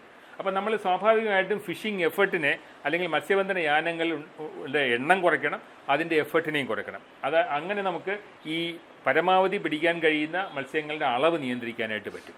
ഈ മാക്സിമം സസ്റ്റൈനബിൾ ഈൽഡിലേക്ക് നമുക്ക് കൊണ്ടുവരാനായിട്ട് പറ്റും. ഇതൊരിക്കലും ലോകത്ത് നടക്കുന്നില്ല. അതിൻ്റെ ഒരു ഏറ്റവും നല്ല ഉദാഹരണമാണ് നമുക്ക് പെറുവിൽ കാണുന്നത്. അത് കേരളത്തിൽ സംഭവിച്ചിട്ടുണ്ട്, പെറുവിൽ ആദ്യം സംഭവിച്ചു. പെറുവിൽ ലോകത്ത് ഏറ്റവും അധികം മത്സ്യം കയറ്റുമതി രാജ്യം പെറുവാണ്. കേരളം പോലെ തന്നെയാണ്. കേരളത്തിൽ നമുക്കറിയാം, ഇത് മലബാർ ഏരിയ എന്നുള്ളത് അപ്വെല്ലിംഗ് സോണാണ്. അവിടെയാണ് സമുദ്രജല പ്രവാഹങ്ങൾ തണുത്ത വെള്ളം കൊണ്ടുവരുന്നത്, പോഷക സമൃദ്ധമായ വെള്ളം കൊണ്ടുവരുന്നത്. ഇവിടെയാണ് ഉയർന്നു പോകുന്നത്. ഇതിനാണ് നമ്മൾ അപ്വെല്ലിംഗ് എന്ന് പറയുന്നത്. അതുപോലെ ലോകത്തെ ഏറ്റവും നല്ല അപ്വെല്ലിംഗ് റീജിയൻ എന്ന് പറയുന്നത് പെറുവാണ്. പെറുവിൽ ഏറ്റവും വലിയ മത്സ്യം എന്ന് പറയുന്നത്, ഏറ്റവും അധികം കിട്ടുന്ന മത്സ്യം എന്ന് പറയുന്നത്, അങ്ങനെയുള്ള പോഷക സമൃദ്ധമായ വെള്ളം എന്ന് പറയുന്നത് പ്ലാങ്ക്ടൺ റിച്ചാണ്. ഒരുപാട് പ്ലവകങ്ങളുണ്ടാവും. പ്ലവകങ്ങളെ ഭക്ഷിക്കുന്ന പെലാജിക് ആയിട്ടുള്ള സമുദ്രത്തിൻ്റെ ഉപരിതലത്തിൽ ജീവിക്കുന്ന മത്സ്യങ്ങളുണ്ടാവും. അപ്പോൾ അങ്ങനെയുള്ള മത്സ്യങ്ങൾ വരുമ്പോൾ എന്ത് സംഭവിക്കും? അത് വളരെ സമൃദ്ധമായിട്ട് കാണും. ചെറിയ മത്സ്യങ്ങളാണ്, ഒരു വർഷത്തിനകത്ത് തന്നെ അതിൻ്റെ ജീവിതചക്രം പൂർത്തിയാകും. അങ്ങനെ അത് ആയിരക്കണക്കിന് ലക്ഷക്കണക്കിന് എണ്ണം ഒരുമിച്ചുണ്ടാകും. അപ്പോൾ അങ്ങനെ പെറുവിൻ്റെ പ്രധാനപ്പെട്ട സമ്പദ് വ്യവസ്ഥ നിയന്ത്രിച്ചിരുന്നത് പെറുവിയൻ ആങ്കോവിയാണ്, നെത്തോലിയാണ്. നമ്മൾ നെത്തോലിയേക്കാളും കുറച്ചും കൂടി വലുതാണ്. അപ്പോൾ അവിടെ സംഭവിച്ചത് 1960കളുടെ തുടക്കത്തിൽ ഈ ആങ്കോവിയൻ ഫിഷറി അവരങ്ങ് പ്രൊമോട്ട് ചെയ്തപ്പോൾ എന്ത് പറ്റി, ലോകമെമ്പാടും നല്ല ടേസ്റ്റുള്ള മത്സ്യമായതും ലോകമെമ്പാടുമുള്ള ആൾക്കാരെ പ്രോസസ്സിംഗ് പ്ലാന്റുമായിട്ട് പെറുവിലേക്ക് വന്നു. അവരെല്ലാവരും മത്സരിച്ച് മീൻ പിടിക്കാൻ തുടങ്ങിയപ്പോഴത്തേക്കും നൂറുകണക്കിന് പ്രോസസ്സിംഗ് പ്ലാന്റ് വന്നു. പെട്ടെന്ന് പെറുവിൻ്റെ സമ്പദ് വ്യവസ്ഥ വളരെ നന്നായി. അപ്പോൾ ഗവൺമെൻറ് വളരെ ഹാപ്പിയായി. ഗവൺമെൻറ് പുതിയ ഫാക്ടറികൾക്കെല്ലാം പെർമിഷൻ കൊടുത്തുകൊണ്ടേയിരുന്നു. പുതിയ മത്സ്യബന്ധന യാനങ്ങൾക്ക് പെർമിറ്റ് കൊടുത്തുകൊണ്ടേയിരുന്നു. 1970കളായപ്പോഴത്തേക്കും മൊത്തത്തിൽ ആങ്കോവി ഫിഷറി കൊളാപ്സ് ചെയ്തു. അവിടെ പറ്റിയെന്ന് പറഞ്ഞാൽ അവരുടെ മാക്സിമം സസ്റ്റൈനബിൾ ഈൽഡ് എന്നുള്ള ലെവലിലേക്കൊക്കെ കഴിഞ്ഞു പോയി. പിന്നെ പിടിക്കാൻ മീനില്ലാത്ത അവസ്ഥയിലേക്ക് വന്നു. അവർ കൺട്രോൾ സിസ്റ്റം കൊണ്ടുവന്നു. അപ്പോൾ ഈ അടുത്ത കാലത്താണ് വീണ്ടും പെറുവിയൻ ആങ്കോവി ഫിഷറി റിക്കവർ ചെയ്യും. കാരണം ഒരു ജീവിയാണ്, അതിനെ പ്രജനനം നടത്താനായിട്ട് അനുവദിച്ചു കഴിഞ്ഞാൽ അത് വീണ്ടും റീപ്ലനിഷ് ചെയ്യുമെന്നുള്ളതാണ്. അപ്പോൾ അവർ കൃത്യമായിട്ടുള്ള കൺട്രോളുകൾ കൊണ്ടുവന്നു. ഇത് തന്നെയാണ് കേരളത്തിൽ സംഭവിച്ചത്. കേരളത്തിൽ 1950കളുടെ ഒടുക്കത്തിലാണ് നോർവീജിയൻ പ്രൊജക്റ്റ് വരുന്നത്, ഇൻഡോ നോർവീജിയൻ പ്രൊജക്റ്റ് വരുന്നത്. അങ്ങനെ ആദ്യമായിട്ട് ഇന്ത്യൻ നോർവീജിയൻ പ്രൊജക്റ്റ് വരുന്നത് കേരളത്തിലാണ്, പ്രത്യേകിച്ചും ശക്തികുളങ്ങര നീണ്ടകര ഭാഗത്താണ്. അവർ ആദ്യമായിട്ട് വളരെ ആധുനിക സൗകര്യങ്ങളോടുകൂടി ഹാർബറുകൾ ഉണ്ടാക്കാൻ തീരുമാനിച്ചു. അങ്ങനെയാണ് ഇവിടെ ഹാർബർ വരുന്നത്. അത് കഴിഞ്ഞിട്ട് നമ്മുടെ മത്സ്യത്തൊഴിലാളികളെ എങ്ങനെയാണ് ട്രോളർ ഉപയോഗിക്കണമെന്ന് പഠിപ്പിച്ചു. ഈ ട്രോളറിൻ്റെ പ്രത്യേകത നോർവേക്കാർ ഡിസൈൻ ചെയ്ത ഒരു നെറ്റാണ് ട്രോൾ നെറ്റ്. കാരണം നോർവേയിൽ വളരെ കുറച്ച് മത്സ്യങ്ങളേ ഉള്ളൂ. അവിടെ ഏറ്റവും അധികം ഡിമാൻഡുള്ളത് അടിത്തട്ടിൽ കാണുന്ന ചെമ്മീനാണ്. അപ്പോൾ ചെമ്മീൻ പിടിക്കണമെങ്കിൽ അടിത്തട്ടിലൂടെ വലിച്ചുകൊണ്ട് പോകുന്നൊരു വല മാത്രമേ പറ്റുള്ളൂ. അപ്പോൾ അവർ വലിച്ചുകൊണ്ട് പോയാൽ പ്രശ്നമില്ല, അടിത്തട്ടിലെ കാര്യമായിട്ട് ജീവജാലങ്ങളൊന്നുമില്ല. അപ്പോൾ പിടിച്ചു കഴിഞ്ഞ് കഴിഞ്ഞാൽ സ്വാഭാവികമായിട്ടും കൂടുതൽ വരുന്നതും ചെമ്മീനായിരിക്കും. നമ്മുടെ നാട്ടിൽ അത് പ്രയോഗിച്ചപ്പോൾ ഏറ്റവും വലിയ പ്രശ്നം എന്ന് പറയുന്നത് ഈ ട്രോളിംഗ് വല അടിത്തട്ടിലൂടെ വലിച്ചുകൊണ്ട് പോകുമ്പോൾ പലപ്പോഴും ചെമ്മീന് കിട്ടുന്നത് 20% 30% ഉണ്ടാവുള്ളൂ. കടലിൻ്റെ അടിത്തട്ടിൽ എന്തെല്ലാം ജീവജാലങ്ങളുണ്ടോ ഇതെല്ലാം ആ വലയിൽ പെടുകയാണ്.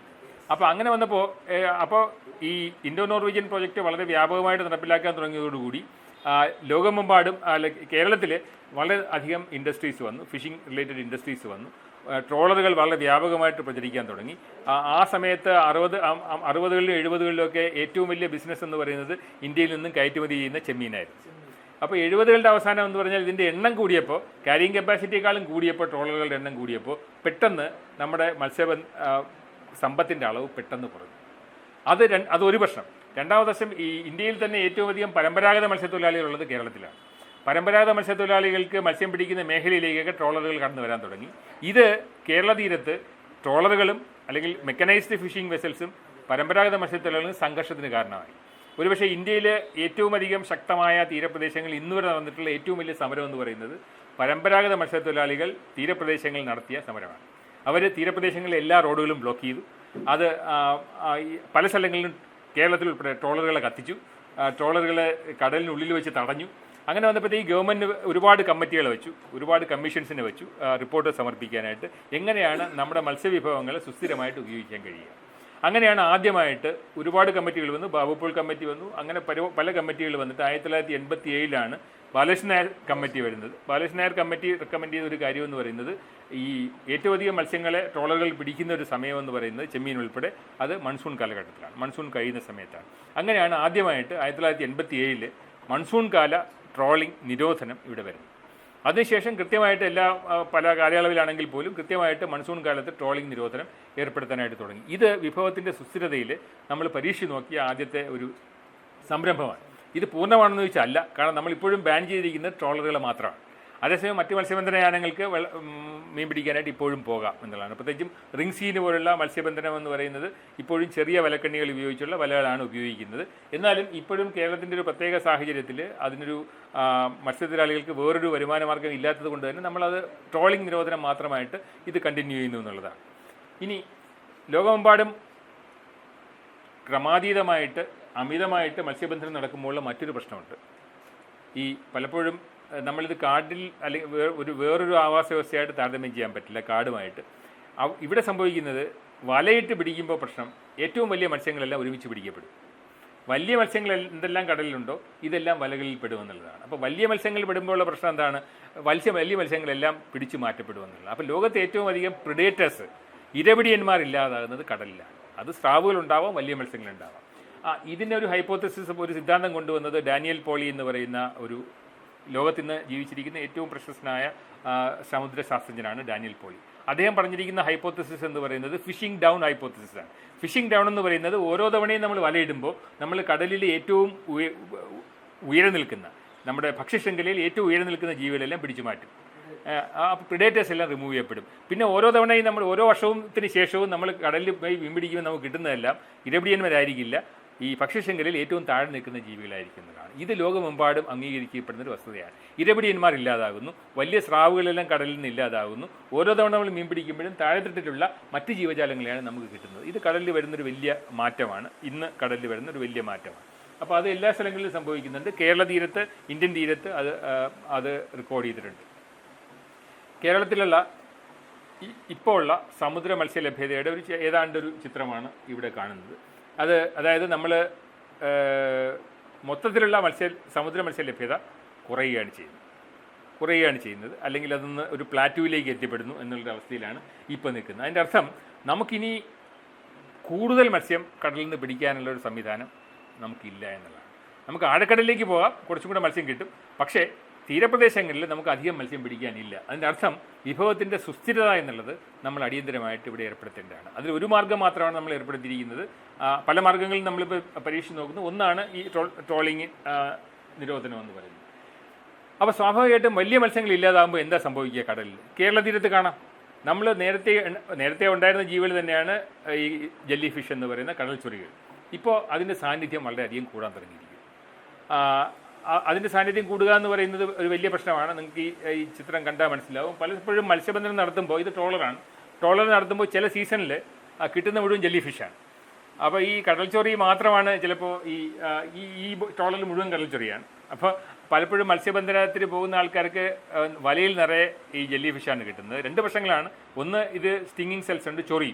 രണ്ടാമത്, ടൂറിസത്തിനെ കാര്യമായിട്ട് ബാധിക്കും ഇതിൻ്റെ എണ്ണം കൂടുമ്പോൾ. ഇതിൽ ബ്ലൂമിങ് എന്ന് പറയും. അപ്പോൾ ഇങ്ങനെ ബ്ലൂമിങ് ഈ വലയിൽ നിന്ന് കയറി, ഈ ട്രോൾ നെറ്റാണ്, നെറ്റിനകത്ത് മുഴുവൻ കിട്ടുന്നതും ജെല്ലി ഫിഷാണ്. അപ്പോൾ ചില സ്ഥലങ്ങളിൽ ആഴ്ചകളോളം കടലിൽ പോയിട്ട് മീൻ പിടിക്കാൻ വയ്യാത്ത ഒരു അവസ്ഥയിലേക്ക് കാര്യങ്ങൾ മാറുന്നുണ്ട്. ഇതിന് 2-3 കാര്യങ്ങളാണ്. ഒന്ന്, ഇതിനെ ഭക്ഷണമാക്കിയിരുന്ന വലിയ മത്സ്യങ്ങളില്ലാതെയായി. പിന്നെ രണ്ടാമത്, കടലാമകളാണ് ഇതിനെ ഭക്ഷിച്ചുകൊണ്ടിരുന്നത്, കടലാമകൾ ഇല്ലാതായി. അപ്പോൾ സ്വാഭാവികമായിട്ട് ഇതിൻ്റെ എണ്ണം വളരെയധികം കൂടുന്നു എന്നുള്ളതാണ് നമുക്ക് കണക്കാക്കാൻ കഴിയുക എന്നുള്ളതാണ്. അപ്പോൾ ഈ ഒരു മാറ്റം നമ്മളെ കടലിൽ കൃത്യമായിട്ട് വരുന്നുണ്ട്. രണ്ടാമത് വരുന്നൊരു പിന്നെ ഈ അടുത്ത കാലത്തായിട്ട് വരുന്നത് നമുക്ക് കണ്ടിട്ടില്ലാത്ത ചില മത്സ്യം. ക്ലാത്തി എന്ന് പറയുന്ന നമ്മൾ തിരുവനന്തപുരത്ത് പറയുന്നൊരു മത്സ്യമാണ്. നല്ല ലെതർ ജാക്കറ്റ് എന്ന് പറയും. നല്ല കട്ടിയുള്ള തോലുള്ളൊരു മത്സ്യമാണ്. മത്സ്യം കാണാൻ കഴിക്കാൻ പറ്റുന്നതാണെങ്കിൽ പോലും ഇത്രയധികം കട്ടിയുള്ള ഇതായതുകൊണ്ട്, ഒരു ആവരണം ഉള്ളതുകൊണ്ട് നമ്മൾ ആരും പെട്ടെന്ന് കറി വയ്ക്കാനായിട്ട് ഉപയോഗിക്കാറില്ല.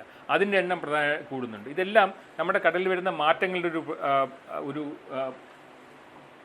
നേർചിത്രമാണ്. പലപ്പോഴും കടലിലുണ്ടാകുന്ന മലിനീകരണം നമ്മൾ കാണാറില്ല. നമ്മൾ കരയിൽ പോകുമ്പോൾ ഇവിടെയെല്ലാം ഏറ്റവും വലിയ പ്രശ്നം എന്താണെന്ന് ചോദിച്ചു കഴിഞ്ഞാൽ നമ്മൾ പറയും അത് പ്ലാസ്റ്റിക് മലിനീകരണമാണെന്ന് പറയും. പക്ഷേ കടലിൽ പ്ലാസ്റ്റിക് കിടക്കുന്നത് നമ്മൾ കാണാറില്ല എന്നുള്ളതാണ്. ഇത് കേരള തീരത്തുള്ള ചിത്രമാണ്. ഇത് പൂന്തറയിൽ നിന്നുള്ള ചിത്രമാണ് ഈ വലതുവശത്ത് കാണുന്നത്. പൂന്തറയിലൊരു മഴ കഴിഞ്ഞപ്പോൾ കടലിൻ്റെ അടിത്തട്ടിൽ കിടന്ന ഈ പ്ലാസ്റ്റിക് എല്ലാം കരയിലേക്ക് കയറി വരും. അത് തിരമാല തന്നെ ഇടുന്നതാണ്. അപ്പോൾ ഇത് വലിയ പ്രശ്നമാണ്. കാരണം ഞങ്ങൾ നടത്തിയിട്ടുള്ള 50 മീറ്റർ മുതൽ 100 മീറ്റർ വരെ കടലിൻ്റെ തീരപ്രദേശങ്ങളിൽ നടത്തിയിട്ടുള്ള പഠനങ്ങൾ കാണുന്നത് നമ്മൾ കരയിൽ ഉപേക്ഷിക്കുന്ന എല്ലാ പ്ലാസ്റ്റിക് മാലിന്യങ്ങളും ആത്യന്തികമായിട്ട് കടലിൻ്റെ അടിത്തട്ടിലേക്ക് എത്തുന്നു എന്നുള്ളതാണ്. ഇതൊരു വലിയ പ്രശ്നമാണ്. അത് ജൈവവൈവിധ്യത്തിനുള്ള ഭീഷണി മാത്രമല്ല, ഈ കാണുന്ന ഒരു നമുക്ക് ദേശാടകനായി എത്തുന്ന ഒരു കടൽ പക്ഷിയാണ്. ആ കടൽ പക്ഷിയുടെ ചുണ്ടിനകത്തിരിക്കുന്നത് ഒരു പ്ലാസ്റ്റിക് ബോട്ടിലെ റിങ്ങാണ്. അപ്പോൾ ചുണ്ടിനകത്ത് പെട്ടുപോയി എന്നുള്ളതാണ്. അപ്പോൾ അത് ഇപ്പം നിരന്തരമായൊരു കാഴ്ചയാണ്. കടൽ പക്ഷികളിലൊക്കെ തന്നെ ഒന്നുകിൽ കാലിൽ ഈ പ്ലാസ്റ്റിക് നൂല് കുരുങ്ങിയിട്ടുണ്ടാവാം, ഇല്ലെങ്കിൽ ശരീരത്തിൻ്റെ പല ഭാഗങ്ങളിലും ഇങ്ങനത്തെ പ്രശ്നങ്ങളുണ്ടാകാം. ഇതെല്ലാം കേരള തീരത്ത് കാണുന്നു. മലിനീകരണം വലിയ പ്രശ്നമായിട്ട് മാറുന്നു. കാലാവസ്ഥാ മാറ്റം മറ്റൊരു വിഭവങ്ങൾ കിട്ടുന്നതിനുള്ള ഏറ്റവും വലിയൊരു ഭീഷണിയാണ്. 2-3 പ്രശ്നങ്ങളാണ് കടലിൽ കാലാവസ്ഥാ മാറ്റം ഉണ്ടാക്കുന്ന പ്രശ്നങ്ങൾ. അത് 3 ഇഫക്റ്റാണ്, ട്രിപ്പിൾ ഇഫക്റ്റ് എന്ന് പറയും. ഒന്നാമത്തെ പ്രശ്നം, കടലിന് ചൂട് കൂടും. കടലിന് ചൂട് കൂടുമ്പോൾ 2-3 പ്രശ്നങ്ങൾ വരും. ഒന്ന്, 2 ധ്രുവപ്രദേശങ്ങളിലുള്ള ഐസ് മെൽറ്റ് ചെയ്യും, അപ്പോൾ സീ ലെവൽ കൂടും. രണ്ടാമത്തെ പ്രശ്നം എന്ന് പറയുന്നത്, നമ്മളെപ്പോഴും ധരിച്ചിരിക്കുന്നത് കടലിലെ ഈ പോളാർ റീജിയനിലെ ധ്രുവപ്രദേശങ്ങളിലെ ഐസ് ഉരുകുന്നത് കൊണ്ട് മാത്രമാണ് കടലിൻ്റെ വെള്ളം നിരപ്പ് ഉയരുന്നതെന്നാണ്. അതല്ല, ചൂടാകുമ്പോൾ വെള്ളത്തിൻ്റെ വ്യാപ്തം കൂടും, വോളിയം കൂടും. അപ്പോൾ ആ വോളിയം കൂടുന്നതും കൂടി കൂട്ടിച്ചേർത്ത് വേണം കടലിൻ്റെ ജലനിരപ്പിൻ്റെ വർധനവ് നമ്മൾ കണക്കാക്കാനായിട്ട്. അങ്ങനെ നോക്കുമ്പോഴത്തേക്കും ജലനിരപ്പ് വർധനയിൽ ഏറ്റവും വലിയ ഭീഷണി ഉണ്ടാകാൻ പോകുന്നത് ലോകത്ത് തന്നെ ഉള്ള ഒരു പ്രദേശം കേരളമാണ്. പ്രത്യേകിച്ചും കൊച്ചി, ആലപ്പുഴ പ്രദേശങ്ങളാണ്. പ്രത്യേകിച്ച് നാസയുടെ പഠനങ്ങൾ കാണിക്കുന്നത് 2100 ആകുമ്പോഴേക്കും ഈ സ്ഥലങ്ങളിൽ, പ്രത്യേകിച്ചും കൊച്ചി പോലുള്ള പ്രദേശങ്ങളിൽ ഏതാണ്ട് 0.7 മീറ്റർ വരെ, 0.7 മീറ്റർ വരെ കടലിൻ്റെ ജലനിരപ്പ് ഉയരാമെന്നാണ്. നിങ്ങൾക്ക് ഇപ്പം തന്നെ അറിയാം, കുട്ടനാട് മുഴുവൻ ഇപ്പം തന്നെ സമുദ്രനിരപ്പിന് താഴെയുള്ള പ്രദേശങ്ങളാണ്. ഇതൊരു വലിയ വെല്ലുവിളിയാണ് കേരളത്തിൻ്റെ തീരപ്രദേശങ്ങളിൽ ഇതുമായിട്ട് ബന്ധപ്പെട്ട് വരാനുള്ളത്. രണ്ടാമത്തെ പ്രശ്നം എന്ന് പറയുന്നത്, ചൂടാകുമ്പോൾ ഓക്സിജൻ പിടിച്ചു വെക്കാനുള്ള കഴിവ് കുറയും. വെള്ളത്തിന് ഓക്സിജൻ പിടിച്ചു വെക്കാനുള്ള കഴിവ് കുറയും. അങ്ങനെ പല സ്ഥലങ്ങളിലും തീരപ്രദേശങ്ങളിൽ ഓക്സിജൻ കുറഞ്ഞ മേഖലകളായിട്ട് മാറും. ഇതിന് നമ്മൾ ഇംഗ്ലീഷിൽ ഓക്സിജൻ മിനിമം സോൺസ് എന്നാണ് പറയുക. അപ്പോൾ ഓക്സിജൻ മിനിമം സോൺസ് ഡെവലപ്പ് ചെയ്യുന്ന സമയത്ത് ആ മത്സ്യങ്ങളെല്ലാം അവിടെ വിട്ടുപോകും, ആ പ്രദേശം വിട്ടുപോകും. ആ പ്രദേശത്ത് നിന്ന് അധികം മത്സ്യം പിടിക്കാനായിട്ട് കഴിയില്ല. ഇത് ഇന്ത്യൻ മഹാസമുദ്രത്തിലുള്ള ഒരു വലിയ പുതിയ പ്രശ്നമാണ്. മൂന്നാമത്തെ പ്രശ്നം, അന്തരീക്ഷത്തിൽ കാർബൺ ഡൈ ഓക്സൈഡിൻ്റെ അളവ് കൂടുമ്പോൾ ഈ കാർബൺ ഡൈ ഓക്സൈഡ് വെള്ളത്തിലലിഞ്ഞ് ചേരുമ്പം കാർബോണിക് ആസിഡ് ഉണ്ടാവും. കാർബോണിക് ആസിഡ് ഉണ്ടാകുമ്പോൾ വെള്ളം കൂടുതൽ അമ്ലരസമുള്ളതായിട്ട് മാറും, അസിഡിക്കായിട്ട് മാറും. ഇതിനെയാണ് ഓഷ്യൻ അസിഡിഫിക്കേഷൻ എന്ന് പറയുന്നത്. ഈ അസിഡിഫിക്കേഷൻ ഉണ്ടാക്കുന്ന മറ്റു പ്രശ്നങ്ങളെല്ലാം അതിൻ്റെ കൂടെയുണ്ട് എന്നുള്ളതാണ്. പിന്നെയും ഒരുപാട് ഇതുമായിട്ട് ബന്ധപ്പെട്ട പ്രശ്നമുണ്ട്. ഒന്ന്, സമുദ്ര ജലനിരപ്പിലുണ്ടാകുന്ന പ്രശ്നമാണ്. രണ്ടാമത്, ചൂട് കൂടുമ്പോഴേക്കും ഈ പവിഴപ്പുറ്റുകളിലുള്ള ആൽഗകൾ അതിൻ്റെ ശരീരം വിട്ടുപോകും. പവിഴപ്പുറ്റുകൾക്ക് ഇത്രയധികം നിറമുള്ളത് അതിൻ്റെ ശരീരത്തിൽ സിംബയോട്ടിക്കായിട്ട്, മ്യൂച്വലിസമായിട്ട് ഒരു ആൽഗ ജീവിക്കുന്നുണ്ട്. ആൽഗയെ ഇതിനെ വിട്ടുപോകുമ്പോഴത്തേക്കും കോറലുകളെല്ലാം വെളുത്തു പോകും. അതിനാണ് കോറൽ ബ്ലീച്ചിങ് എന്ന് പറയുന്നത്. കോറൽ ബ്ലീച്ചിങ് ഒരു ലോകം എമ്പാടും ഇപ്പം നടന്നുകൊണ്ടിരിക്കുന്ന ഒരു പ്രശ്നമാണ്.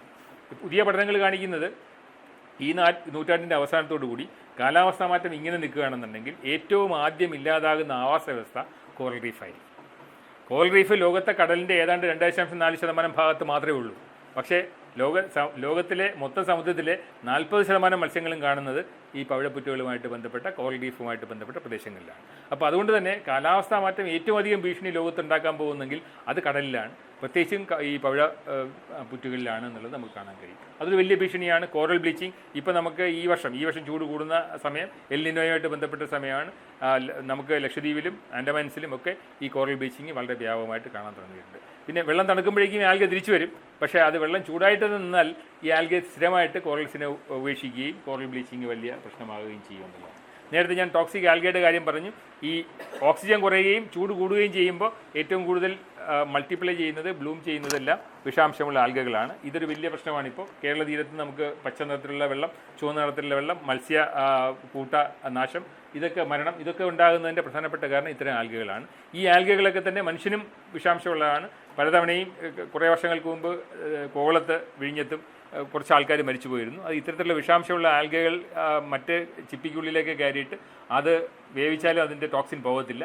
അത് മനുഷ്യരിലേക്ക് എത്തിക്കഴിഞ്ഞാൽ മനുഷ്യരുടെ മരണത്തിനും കാരണമാകുമെന്നുള്ളതാണ്. അതുകൊണ്ടാണ് ഇന്ന് ടോക്സിക് ആൽഗയെ ലോകമെമ്പാടും, ഹാംഫുൾ ആൽഗൽ ബ്ലൂംസിനെ ലോകമെമ്പാടും നിരീക്ഷിച്ച വിധേയമാക്കിയിരിക്കുന്നത് എന്നുള്ളതും കൂടി നമ്മൾ കാണുന്നു. അസിഡിഫിക്കേഷനുമായിട്ട് ബന്ധപ്പെട്ട പ്രശ്നങ്ങളെല്ലാം നമ്മൾ പറഞ്ഞതാണ്. കേരള തീരത്ത് വേറൊരു പ്രശ്നവും കൂടിയുണ്ട്. വിഭവങ്ങൾ അഭിമുഖീകരിക്കുന്ന വിഭവ ലഭ്യതയിലുണ്ടാകുന്ന ഒരു പ്രശ്നം, അത് ചൂട് കൂടുന്നതാണ്. സമുദ്രത്തിൻ്റെ ഉപരിതലം ചൂടാകുമ്പോൾ സ്വാഭാവികമായിട്ട് മത്സ്യങ്ങൾ മാറ്റപ്പെടും. മത്സ്യങ്ങളുടെ വിതരണക്രമം മാറും. അതിൻ്റെ ഒരു ഏറ്റവും നല്ല ഉദാഹരണം മത്തിയുടെ കേസിലാണ്. ഞാൻ 1300കളുടെ കാര്യങ്ങളൊക്കെ പറഞ്ഞു. കേരളത്തിലേക്ക് വന്ന യാത്രികരെല്ലാം കണ്ടത് മത്തി മത്സ്യത്തിന് മാത്രമാണ്. ഇപ്പോഴത്തെ പ്രശ്നം മത്സ്യം കേരള തീരത്ത് മത്തി കാണാനില്ല എന്നുള്ളതാണ്. അതിൻ്റെ പ്രധാനപ്പെട്ട കാരണം, ചൂട് കൂടുമ്പോൾ മത്തി മത്സ്യങ്ങളൊക്കെ തന്നെയും ഈ ചൂട് കുറഞ്ഞ പ്രദേശങ്ങളിലേക്ക് പോകും. അപ്പോൾ അത് ഗുജറാത്ത് തീരത്തേക്ക് കുറേ പോകുന്നുണ്ട്, കുറേ ആന്ധ്ര തീരത്തും ഒറീസ തീരത്തേക്കൊക്കെ മത്തി എത്തുന്നു. കേരളത്തിൽ മത്തി ഇല്ലാതാകും. ഇത് പ്രധാനപ്പെട്ട ഈ ഒരു ഉദാഹരണമാണ്. പിന്നെ ഇത് മാത്രമല്ല കാരണം, കേരള തീരത്തിൽ, ഇന്ത്യൻ മഹാസമുദ്രത്തിൽ ഓക്സിജൻ മിനിമം സോൺസ് ഉണ്ടാകുന്നു. ചെറിയ മത്സ്യങ്ങളേക്ക് വ്യാപകമായിട്ട് പിടിക്കുന്നു. ഇതെല്ലാം കൂടി ചേർത്തിട്ടാണ് ഈ മത്തിയുടെ ലഭ്യത കേരളത്തിൽ കുറഞ്ഞത്. മത്തിയുടെ പ്രാധാന്യം എന്ന് പറയുന്നത് ഏറ്റവും പോഷക സമൃദ്ധമായ മത്സ്യമാണ്, ഏറ്റവും കുറഞ്ഞ ചെലവിൽ കിട്ടിക്കൊണ്ടിരുന്നതാണ്. ഇത് കാലാവസ്ഥാ മാറ്റം ഉണ്ടാക്കുന്ന ഒരു വലിയ പ്രശ്നമാണ്. പിന്നെ ഇതുമായിട്ട് ബന്ധപ്പെട്ട ഒരുപാട് പ്രശ്നങ്ങൾ തീരപ്രദേശങ്ങളിലെ സാമ്പത്തിക സംവിധാനത്തിൽ വന്നിട്ടുണ്ട്. ഒന്നാമത്തെ പ്രശ്നം, നമ്മൾ അധികം ചർച്ച ചെയ്യാത്ത പ്രശ്നം, മത്സ്യത്തൊഴിലാളികളുടെ ആരോഗ്യമാണ്.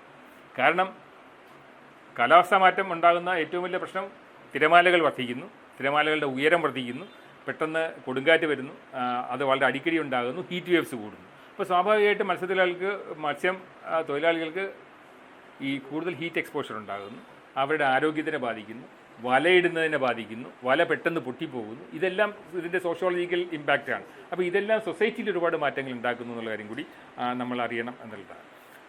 ഇതാണ് ഈ ഇന്ത്യൻ മഹാസമുദ്രത്തിൽ എല്ലായിടത്തും ഓക്സിജൻ കുറഞ്ഞ മേഖലകൾ പുതുതായിട്ടുണ്ടാകുന്നു. ഇത് ചൂട് കൂടുന്നത് കൊണ്ടുണ്ടാകുന്ന പ്രശ്നമാണ് എന്നുള്ളതാണ്. പിന്നെ ലോകമെമ്പാടും ഉള്ള ഏറ്റവും പുതിയ കണക്കുകൾ നോക്കുന്നത് ഈ മത്സ്യത്തിൻ്റെ അളവ്, പെട്ടെന്ന് മത്സ്യം പിടിക്കുന്നതിൻ്റെ അളവ്, കിട്ടുന്നതിൻ്റെ അളവ് ഇത് കാര്യമായിട്ട് കുറവുണ്ടാകുന്നു എന്നുള്ളതാണ്. ഈ വർഷം ആദ്യമായിട്ട് FAOയുടെ കണക്കുകൾ പറയുന്നത് മത്സ്യം പിടിച്ചെടുക്കുന്ന മത്സ്യത്തിനേക്കാളും കൂടുതലായിട്ടുണ്ട് നമ്മൾ കൃഷി ചെയ്യുന്ന മത്സ്യത്തിൻ്റെ അളവ്. അതിൻ്റെ അർത്ഥം വരുംകാലങ്ങളിൽ സമുദ്രത്തിൽ നിന്ന് അധികം മത്സ്യം നമുക്ക് പിടിച്ചെടുക്കാനുള്ളൊരു അവസ്ഥയില്ല. അതേസമയം മത്സ്യത്തിൻ്റെ ഡിമാൻഡ് കൂടുന്നുണ്ട്. അപ്പോൾ ഈ ഡിമാൻഡ് മീറ്റ് ചെയ്യണമെങ്കിൽ ഒറ്റ വഴിയേ ഉള്ളൂ, കടലിൽ കൃഷി തുടങ്ങുക എന്നുള്ളതാണ്. അപ്പോൾ ഇത് നമ്മൾ കൃത്യമായിട്ട് FAO നമ്മളോട് പറയുന്നുണ്ട്. നമുക്ക് പരമാവധി വാണിജ്യാടിസ്ഥാനത്തിൽ പിടിക്കുന്ന മത്സ്യങ്ങളെല്ലാം തന്നെ ഒരു പരമാവധി ഉപയോഗത്തിൻ്റെ ഇളവിലേക്ക് എത്തിക്കുകയാണ്. അപ്പോൾ അങ്ങനെയാണ് സ്വാഭാവികമായിട്ട് നമ്മൾ കൃഷി രീതിയിലേക്ക്, കടലിലെ കൃഷിയിലേക്ക് നമ്മൾ ചൂട് മാറ്റേണ്ടതുണ്ട് എന്ന് മാത്രമാണ് ഞാൻ പറഞ്ഞത്. ഏതാണ്ട് 38% മത്സ്യങ്ങൾ അൺസസ്റ്റൈനബിൾ എന്നുള്ള അല്ലെങ്കിൽ ഒരിക്കലും സസ്റ്റൈനബിൾ അല്ലാത്ത രീതിയിലേക്ക് നമ്മൾ എക്സ്പ്ലോയിറ്റ് ചെയ്ത് തുടങ്ങിയിട്ടുണ്ട് എന്നുള്ളതാണ്. അതിൻ്റെ അർത്ഥം നമ്മൾ രണ്ട് കാര്യങ്ങൾ ചെയ്യേണ്ടി വേണം സുസ്ഥിരതയ്ക്ക് വേണ്ടിയിട്ട്. ഒന്ന്, മത്സ്യം പിടിക്കുന്നതിൻ്റെ അളവ് നിയന്ത്രിക്കുക അല്ലെങ്കിൽ അത് മാനേജ് ചെയ്യുക എന്നുള്ളതാണ്. രണ്ടാമത്, മത്സ്യത്തിൻ്റെ ഡിമാൻഡ് കൂടുന്നുണ്ട്, കാരണം ഇത്രയധികം നല്ല പ്രോട്ടീൻ എന്ന് പറയുന്നത് വേറെ എവിടെയില്ല. അപ്പോൾ സ്വാഭാവികമായിട്ട് മത്സ്യത്തിൻ്റെ ഡിമാൻഡ് കൂടുമ്പോൾ കൃഷിയിലേക്ക് മാറുക എന്നുള്ളതാണ്. അവിടെയും ചലഞ്ചുണ്ട്. ആ ചലഞ്ച് എന്ന് പറയുന്നത് വെജിറ്റേറിയൻസ് ആണ്. അപ്പോൾ സ്വാഭാവികമായിട്ട് വെജിറ്റേറിയൻസിൻ്റെ ഒരു പ്രശ്നം എന്ന് പറയുന്നത് ഈ കൃഷിയിടങ്ങളുടെ അളവ് ഭൂമിയിൽ മൊത്തത്തിൽ കുറയുക, എല്ലായിടത്തും കൃഷിയിടങ്ങളുടെ അളവ്. അപ്പോൾ സ്വാഭാവികമായിട്ടും അടുത്ത കൃഷി മേഖല എന്ന് പറയുന്നത് കടലാണ്. ഇപ്പോൾ ചൈനയിൽ കഴിഞ്ഞ വർഷം അവർ പിടിക്കുന്ന വെജിറ്റേറിയൻസിന് വേണ്ടിയിട്ട് അല്ലെങ്കിൽ വെജിറ്റബിൾ ഫുഡ് എന്ന് പറയുന്നത് ഏറ്റവും അധികം വരുന്നത് കടലിൽ നിന്നാണ്. 20% കടലിൽ നിന്ന് വരും.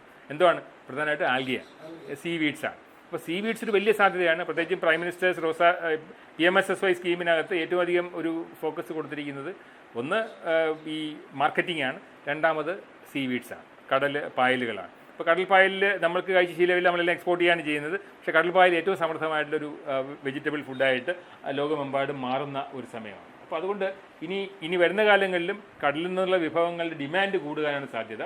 അപ്പോൾ സ്വാഭാവികമായിട്ടും നമുക്ക് ചെയ്യാൻ പറ്റുന്നത് നമുക്ക് പല രീതികളിൽ കടലിൽ എങ്ങനെ കൃഷി ചെയ്യുക എന്നുള്ളതിനെ പറ്റിയിട്ട് ആലോചിക്കുക എന്നുള്ളതാണ്. ഓക്കെ, ഇപ്പോൾ നിലവിൽ ലോകത്തെ മത്സ്യവിഭവങ്ങൾ ഉണ്ടാക്കുന്ന ഏറ്റവും പ്രധാനപ്പെട്ട രാജ്യം ചൈനയാണ്. രണ്ടാമത്തെ രാജ്യം ഇന്ത്യയാണ്.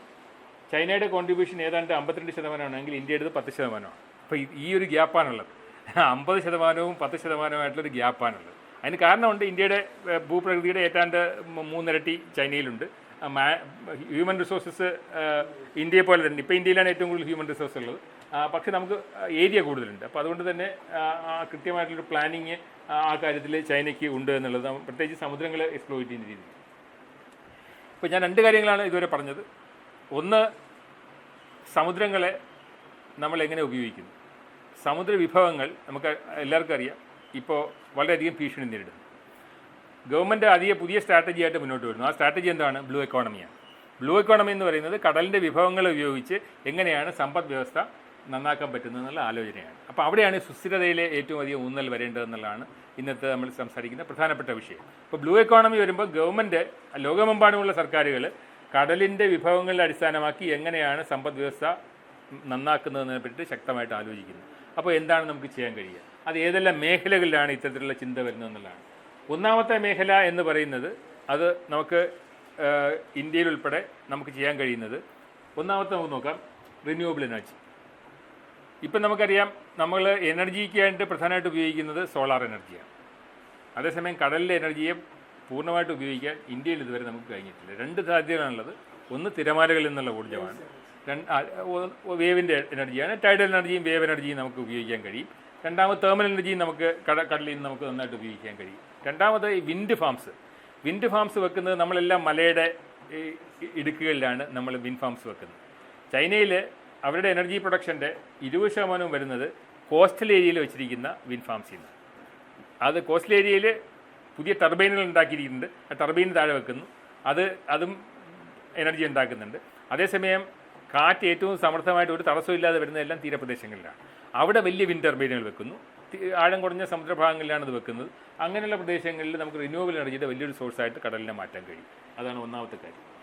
രണ്ടാമത്തെ ഒരു കാര്യം എന്നത് ടൂറിസമാണ്. നമുക്കറിയാം ഇന്ന് ലോകത്ത് ഏറ്റവും അധികം ചെലവേറിയ വിനോദസഞ്ചാര കേന്ദ്രങ്ങളൊക്കെ തന്നെ കടലുമായിട്ട് ബന്ധപ്പെട്ടാണ്. പ്രത്യേകിച്ച് ദ്വീപുകളിലാണ്, ചെറിയ ദ്വീപുകളിലാണ്.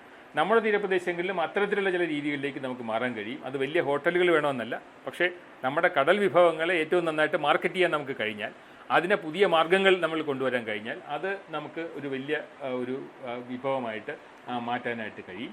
നമ്മൾ പറഞ്ഞു കൃഷിയുടെ പല രീതികൾ കടലിലേക്ക് വരുന്നുണ്ട്. കേരളത്തിൽ നമ്മൾ ഒരുപാട് CMFRയുടെ നേതൃത്വത്തിൽ ഒരുപാട് പരീക്ഷണങ്ങൾ നടക്കുന്നുണ്ട്. കൂട് കൃഷിയിലേക്ക് നമ്മൾ മാറുന്നുണ്ട് കടലിൽ. പക്ഷേ നമ്മളിപ്പോഴും അധികം വിജയിക്കാത്തത് കടൽ പായലുകളുടെ കൃഷിയാണ്. അത് തീർച്ചയായിട്ടും ഒരു വലിയ സാധ്യത നമ്മുടെ മുന്നിൽ ഇനി വരുന്ന ആളുകളിൽ ഉണ്ടാകും എന്നുള്ളതാണ്. മൂന്നാമത് ഞാൻ പറയാൻ ഉദ്ദേശിച്ച ട്രാൻസ്പോർട്ടേഷനാണ്. ട്രാൻസ്പോർട്ടേഷൻ്റെ ഇപ്പോൾ നമുക്ക് വിഴിഞ്ഞം തുറമുഖത്തിൻ്റെ കാര്യം അറിയാം. ട്രാൻസ്പോർട്ടേഷൻ മുഴുവൻ കരയിൽ നിന്ന് കടലിലേക്ക് മാറും. കാരണം നമുക്ക് കടയിൽ റോഡിന് വീതി കൂട്ടാനുള്ള സാഹചര്യങ്ങൾ ഇനി വരുന്ന കാലങ്ങളിൽ വളരെ കുറവായിരിക്കും, പ്രത്യേകിച്ചും കേരളം പോലെയുള്ളൊരു സ്ഥലത്ത്. അപ്പോൾ തീർച്ചയായിട്ടും നമുക്ക് തീരപ്രദേശങ്ങൾ, ഉൾനാടൻ ജലാശയങ്ങൾ വഴിയുള്ള യാത്രകൾ, ചരക്ക് കൈമാറ്റം സുഗമമാക്കിയേ തീരൂ. കാരണം വേറെ വഴിയില്ല. നമുക്ക് കരയിൽ റോഡ് വലുതാക്കാൻ യാതൊരു സാധ്യതയും കേരളം പോലുള്ള സ്ഥലങ്ങളിലില്ല. അപ്പോൾ ഏറ്റവും നല്ലൊരു ട്രാൻസ്പോർട്ടേഷൻ മെക്കാനിസം നമുക്ക് കൊണ്ടുവരാൻ കഴിയുന്നത് തീരപ്രദേശങ്ങളിലും നമുക്ക് ഇൻലാൻഡ് വാട്ടർ വേസുമാണ്. അതിപ്പോൾ വീണ്ടും ഗവൺമെൻറ് അതിൽ വളരെയധികം പ്രാധാന്യം കൊടുത്തു വരുന്നുണ്ട്. ഇതിനൊക്കെ പുറമെ ഏറ്റവും വലിയ ഒരു വിഭവ സ്രോതസ്സായിട്ട് കടലിനെ കാണുന്നത് മിനറൽസാണ്. അത് സാൻഡ് മൈനിങ് ആണ്, ഡീപ് സീ സാൻഡ് മൈനിങ് ആണ്. ഇപ്പോൾ ഡീപ് സീ സാൻഡ് മൈനിങ്ങിനെ പറ്റി ഒരുപാട് അഭിപ്രായ വ്യത്യാസങ്ങളുണ്ട്. എന്നാലും കരയിൽ നിന്നുള്ള വിഭവങ്ങളൊക്കെ തന്നെ മിനറൽസ് എല്ലാം ഒരു 10-50 കൊല്ലത്തിനകത്ത് തീരും എന്നുള്ളതാണ്. ഇപ്പോൾ 50 കൊല്ലത്തിനകത്ത് തീരുന്നൊരു വിഭവം സ്വാഭാവികമായിട്ടും പുതിയ മേഖലകൾ അന്വേഷിക്കും. നമ്മളെ സ്പേസ് എക്സ്പ്ലോറേഷൻ പോലും, ശൂന്യാകാശത്തുള്ള യാത്രകൾ മുഴുവൻ ഇതിൻ്റെ ഒരു വേറൊരു പശ്ചാത്തലം എന്ന് പറയുന്നത് എവിടുന്നെല്ലാം മിനറൽസ് കൊണ്ടുവരാൻ കഴിയുമെന്നുള്ളതാണ്. കാരണം മനുഷ്യൻ്റെ പുരോഗതിയിലേക്ക് പോകുമ്പോൾ നമുക്ക് ആവശ്യം വേണ്ടത് ഒരുപാട് മിനറൽസാണ്. കാരണം ഇനി വരുന്ന കാലങ്ങളിൽ ബാറ്ററി ഒരു വലിയ ചലഞ്ചാണ്. ഇപ്പോൾ ഏറ്റവും കുറഞ്ഞ സ്ഥലത്ത് എങ്ങനെ കൂടുതൽ ഊർജ്ജം ശേഖരിച്ച് വെക്കാമെന്നുള്ളതാണ് ഏറ്റവും വലിയൊരു ഗവേഷണം നടക്കുന്നത്. അങ്ങനെ വരുമ്പോഴത്തേക്ക് ഒരുപാട് പുതിയ മിനറൽസ് നമ്മൾ കണ്ടെത്തേണ്ടി വരും. അങ്ങനെ വരുമ്പോൾ അതിൻ്റെ ഒരു വലിയ സ്രോതസ്സ് ഒന്ന് കടലായിരിക്കും, ഒന്ന് ബഹിരാകാശമായിരിക്കും. അപ്പോൾ ഏറ്റവും എളുപ്പം നമുക്ക് ചെയ്യാൻ കഴിയുന്നത് കടലാണെന്നുള്ളതാണ്. പക്ഷേ ഏറ്റവും വലിയ ചലഞ്ച് എന്ന് പറയുന്നത് കടലിൽ നിന്ന് സാൻഡ് എടുത്ത് അല്ലെങ്കിൽ മൈനിങ് നടത്തുക എന്നുള്ളതാണ്. ഇപ്പോൾ കഴിഞ്ഞ 2 മാസം മുമ്പ് ഞങ്ങൾ ചൈനയിലായിരുന്നു. ഞങ്ങളുടെ കോൺഫറൻസ് നടത്തിയത് ചൈനീസ് സെക്കൻഡ് ഇൻസ്റ്റിറ്റ്യൂട്ട് ഓഫ് ഓഷനോഗ്രാഫിയാണ്. അപ്പോൾ അവർ ഗവൺമെൻറ് ഈ ഓഷനോഗ്രാഫി സ്ഥാപനങ്ങൾക്കെല്ലാം കൊടുത്തിരിക്കുന്ന നിർദ്ദേശം എന്ന് പറയുന്നത്, നിങ്ങൾ ലോകത്തുള്ള ഏറ്റവും പ്രധാനപ്പെട്ട ഗവേഷണ സ്ഥാപനങ്ങളോട് സഹകരിക്കുക. ഗവൺമെൻറ് പൈസയ്ക്ക് ഒരു ക്ഷാമമില്ല. പക്ഷേ ഒറ്റൊരു കണ്ടീഷനേ ഉള്ളൂ, അവർക്കറിയാം ഒരു 20 വർഷം 30 വർഷം കഴിയുമ്പോൾ ഏറ്റവും വലിയ ഒരു ഡിമാൻഡ് മിനറൽസിലായിരിക്കും. അപ്പോൾ ഈ മിനറൽസിൻ്റെ ഒരേ ഒരു സ്രോതസ് എന്ന് പറയുന്നത് കടലായിരിക്കും.